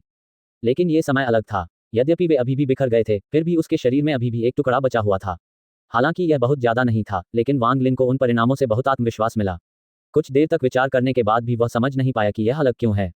इसलिए अंत में वह केवल यह अनुमान लगा सका कि यह रहस्यमय पत्थर के मनके के कारण था। क्योंकि वह अपनी इच्छा से अधिक झरने का पानी पाने का सपना नहीं छोड़ सकता था, इसलिए वह केवल लंबे समय तक खेती जारी रख सकता था। अंत में उसे एहसास हुआ कि स्वप्नलोक और बाहरी स्थान में अंतर है। बाहर भले ही वह 1 महीने से अधिक समय से खेती कर रहा था, लेकिन खेती के बाद वह तरोताजा और बहुत आरामदायक महसूस करता था। लेकिन यहाँ झरने के पानी से आध्यात्मिक ऊर्जा समाप्त हो जाने के बाद उसे ताजगी और आरामदायक एहसास नहीं हुआ। इसके बजाय जब वह साधना करता रहा तो उसे सांस लेने में तकलीफ महसूस हुई। थोड़ी देर हिचकिचाने के बाद वांग लिन ने अनुमान लगाया कि यह आध्यात्मिक ऊर्जा के अस्तित्व से संबंधित था। स्वप्न स्थान में कोई प्राकृतिक आध्यात्मिक ऊर्जा नहीं थी। जितना अधिक वह सोचता उतना ही अधिक उसे लगता कि वह सही था। वह ये सोचते हुए भौंचक्का रह गया, अगर बाहर से झरने का पानी लाने का कोई तरीका होता तो सब ठीक हो जाता। ये सोचते हुए उसका दिल अचानक से धड़कने लगा जब उसने अपने शरीर की ओर देखा और एक हैरान करने वाला भाव प्रकट किया। वांग लिन उस लाल शिष्य वर्दी को देखकर बहुत हैरान था जो उसने पहन रखी थी। उसने जल्दी से उस जेब की जांच की जिसमें उसका बैग रखा था और पाया कि वह गायब है। स्वप्न में कपड़े तो आ सकते हैं लेकिन पकड़ने वाला थैला नहीं आ सकता। उन्होंने इस बारे में बहुत सोचा और यह प्रयोग करने का निर्णय लिया कि उनके जाने के बाद स्वप्न स्थान में कौन सी वस्तुएं लाई जा सकती हैं और कौन सी नहीं। समय जल्दी बीत गया। 50 घंटे बीत जाने के बाद टूट जाने का एहसास हुआ और वांग लिन की नींद खुल गई।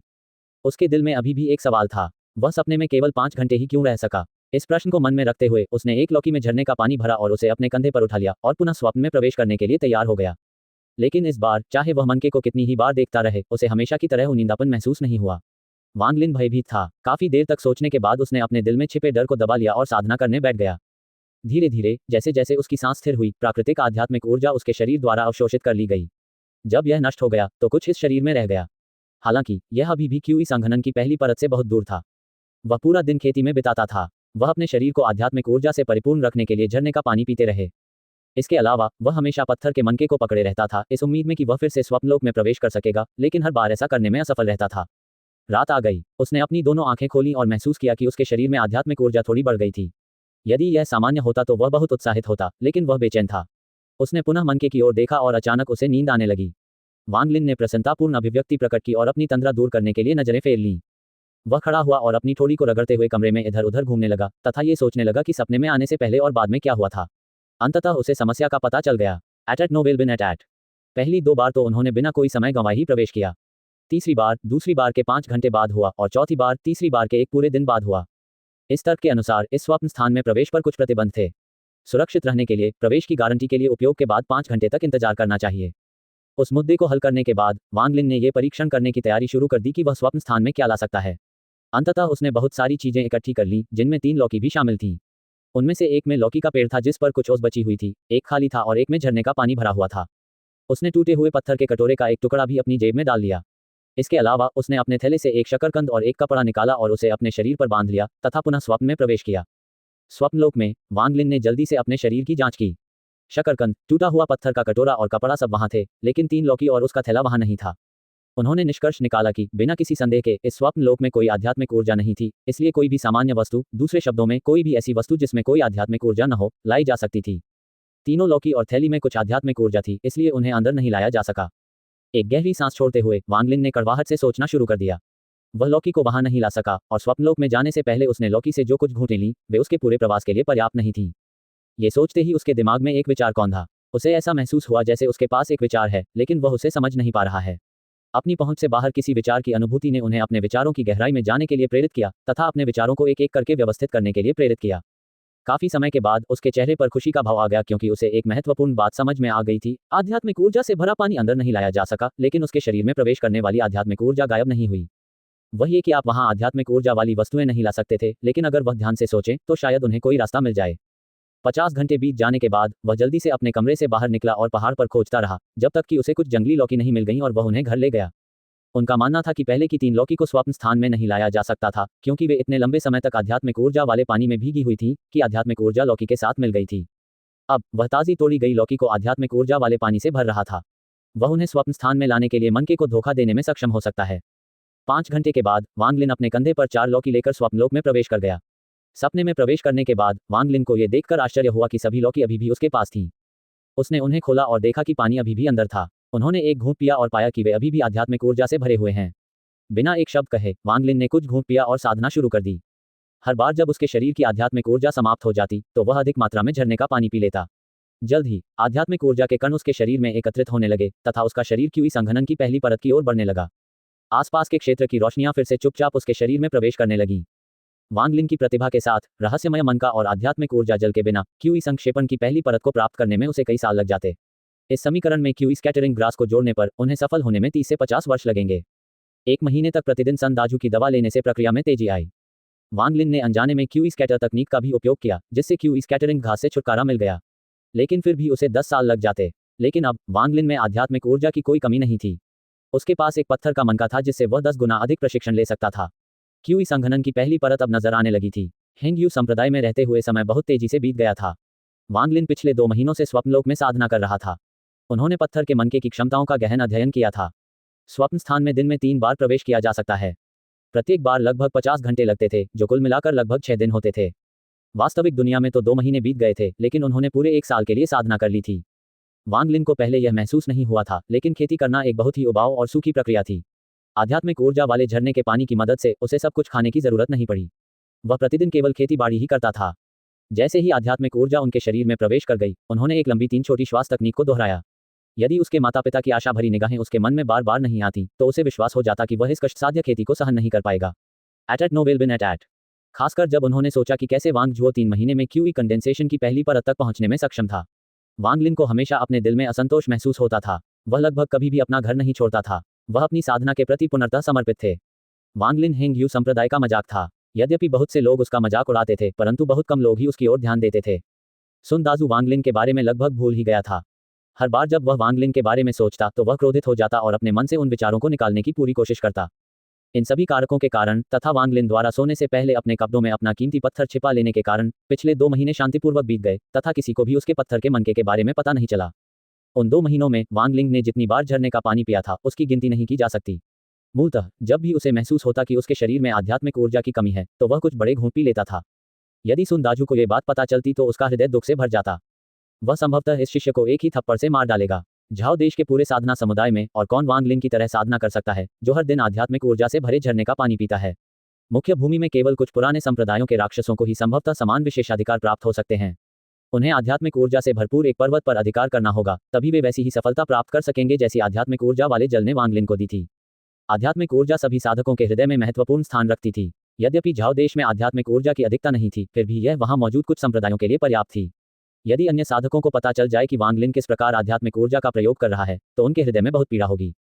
यदि वांग लिन की आध्यात्मिक ऊर्जा के झरने के पानी का उपयोग अमर गोलियां बनाने के लिए किया जाए, तो इससे सफलता की दर बढ़ जाएगी। यद्यपि अमर गोलियां बनाने में केवल सामग्री का ही उपयोग होता है, फिर भी थोड़ी सी अतिरिक्त आध्यात्मिक ऊर्जा भी चमत्कार कर सकती है। मनके के भीतर निहित आध्यात्मिक ऊर्जा के अंतहीन भंडार की मदद से वांग लिन के शरीर में आध्यात्मिक ऊर्जा की मात्रा अधिक से अधिक बढ़ गई थी। आज जब वांग लिन स्वप्न स्थान में साधना कर रहा था, तो वह स्पष्ट रूप से अपने शरीर के भीतर आध्यात्मिक ऊर्जा को प्रवाहित होते हुए महसूस कर सकता था। उसकी सांस के साथ उसकी नाक से 2 लंबे सफेद ड्रैगन निकले। उसके शरीर में चींटियां रेंगने जैसा एहसास हुआ। ऐसा लग रहा था जैसे पानी उसके शरीर के हर हिस्से को धो रहा हो। उसके रोमछिद्रों से एक काला तरल पदार्थ निकला जिसकी बदबू बहुत बुरी थी। जल्द ही काले तरल पदार्थ ने उसके कपड़ों को भिगो दिया। वांग लिन को इसकी बिल्कुल भी परवाह नहीं थी। वह इस समय एक अद्भुत स्थिति में था, मानो वह झरने के पानी को अपने अंदर बहते हुए देख सकता था, जबकि आध्यात्मिक ऊर्जा धीरे धीरे उसके शरीर को बदल रही थी। अज्ञात समय के बाद वांग लिन ने अपनी आंखें खोलीं। उसकी आंखों में एक ऐसी चमक थी जो पहले कभी नहीं थी। उसका मन साफ था और उसका हृदय बिना किसी तरंग के बहते पानी की तरह शांत था। उसका बचपन उसके मन में उमड़ पड़ा। जब वह बोलना सीख रहा था तो उसके पिता की प्यार भरी नजर, जब वह सारी रात पढ़ाई कर रहा था तो उसकी मां के समर्थन भरे शब्द, जब उसने हेंगयू संप्रदाय में प्रवेश किया तो उसके माता पिता की उम्मीद भरी नजर, उसके रिश्तेदारों के उपहास भरे चेहरे और गांव वालों की प्रशंसा भरी नजरें। उसने ये सारी चीजें शांति से देखी, मानो वह कोई अजनबी हो। काफी देर बाद उसने गहरी सांस ली। उसका हृदय दुखी हो गया। जब उसने क्यूई संघनन की पहली परत में कदम रखा तो उसे समझ का एक संकेत प्राप्त हुआ। क्यूई संघनन के 3 चरणों के अनुसार क्यूई संघनन की पहली परत एक द्वार की तरह थी। एक बार द्वार खोलने के बाद वे साधकों की श्रेणी में शामिल हो सकते थे और सांसारिक मामलों को त्याग कर स्वयं को संसार से अलग कर सकते थे। क्यूई संघनन की पहली परत में प्रवेश करने पर सभी को इसका अनुभव होगा। वह नहीं जानता था कि दूसरे लोग इसे कैसे संभालते हैं, लेकिन वह अपने माता पिता के प्यार को छोड़कर सभी सांसारिक मामलों से दूर रह सकता था। एक आह भरते हुए वांग लिन ने अपनी कमीज झाड़ी और खड़ा हो गया। चमकती आंखों से उसने चारों ओर देखा और महसूस कर सका कि स्वप्न के स्थान में कुछ अंतर आ गया था। पहले की तरह वह ये नहीं बता पा रहा था कि उसके चारों ओर चमकती रोशनियों में कुछ अजीब बात है या नहीं, लेकिन अब वह उनके भीतर आध्यात्मिक ऊर्जा का संचार महसूस कर सकता था। यद्यपि वह पहले की तुलना में सही गति को नहीं देख पा रहा था, फिर भी वह एक अंधे व्यक्ति की तरह था जो देखने में सक्षम हो गया था। देखते समय एक बार फिर टूट जाने का एहसास हुआ। यद्यपि दर्द अभी भी था, लेकिन ये बहुत कम था और अब ठंडा पसीना नहीं आता था। वांग लिन ने अपनी आंखें खोलीं। वह अपने बिस्तर पर बैठकर कुछ देर सोचता रहा और तुरंत लौकी खोल ली। जब उसने अंदर देखा तो उसे झरने के पानी में भरी आध्यात्मिक ऊर्जा दिखाई दी। वह मुस्कुराया। क्यूई संक्षेपण की पहली परत तक पहुंचने के बाद वह स्वर्ग और पृथ्वी की आध्यात्मिक ऊर्जा को महसूस कर सका। उसने एक गहरी सांस ली। वांग लिन को अचानक महसूस हुआ कि उसका शरीर चिपचिपा हो गया है और वह हंस पड़ा। क्यूई संघनन के 3 चरणों में यह उल्लेख किया गया था कि क्यूई संघनन की पहली परत तक पहुंचने के बाद शरीर में मौजूद गंदगी बाहर निकल जाएगी। ये शरीर के परिवर्तन के लिए एक आवश्यक चरण था। वांग लिन ने अपना दरवाजा खोला। अब बाहर दोपहर हो चुकी थी। जब वह पूर्वी द्वार से बाहर निकला और नीचे की ओर स्थित स्थान पर पहुंचा तो उसके कदम तेज थे। उसने अपने कपड़े उतारे और शरीर धोने के लिए नदी में कूद गया। ये काली गंदगी बहुत चिकनी थी और इसे साफ करने में बहुत समय लगा। नहाने के बाद वह एक चट्टान पर लेट गया। उन्हें क्यूई संघनन के 3 चरणों में से एक तकनीक याद आ गई। इसने आकर्षक बल तकनीक नामक एक अमर तकनीक प्रस्तुत की। इसे सबसे बुनियादी अमर तकनीकों में से एक माना जाता था और इसका उपयोग तब तक किया जा सकता था जब तक कि कोई क्यूई संक्षेपण की पहली परत तक नहीं पहुंच जाता। हेंग्यू संप्रदाय ने 500 साल पहले झाओ देश का एकीकरण किया था। यद्यपि इसका पतन हो चुका था, फिर भी इसमें कई अमर तकनीकें मौजूद थीं। प्रत्येक शिष्य को अनेक तकनीकों में से एक चुनने के लिए शास्त्र पुस्तकालय में भेजा जाता था, लेकिन अधिकांश बुजुर्गों ने तलवार साधना तकनीक की सिफारिश की। तलवार साधना तकनीक में संपूर्ण साधना को तलवार पर केंद्रित करना था। यद्यपि भविष्य में इसकी खेती करना कठिन होगा, लेकिन ये शुरू में बहुत शक्तिशाली था तथा इसे नियंत्रित करना आसान था। आकर्षक बल तकनीक उड़ती तलवारों को नियंत्रित करने का आधार थी। आकर्षक बल तकनीक के अलावा क्यूई संक्षेपण के 3 चरण में 2 और तकनीकें दर्ज की गईं। वे थे फायरबॉल और पृथ्वी विभाजन तकनीक।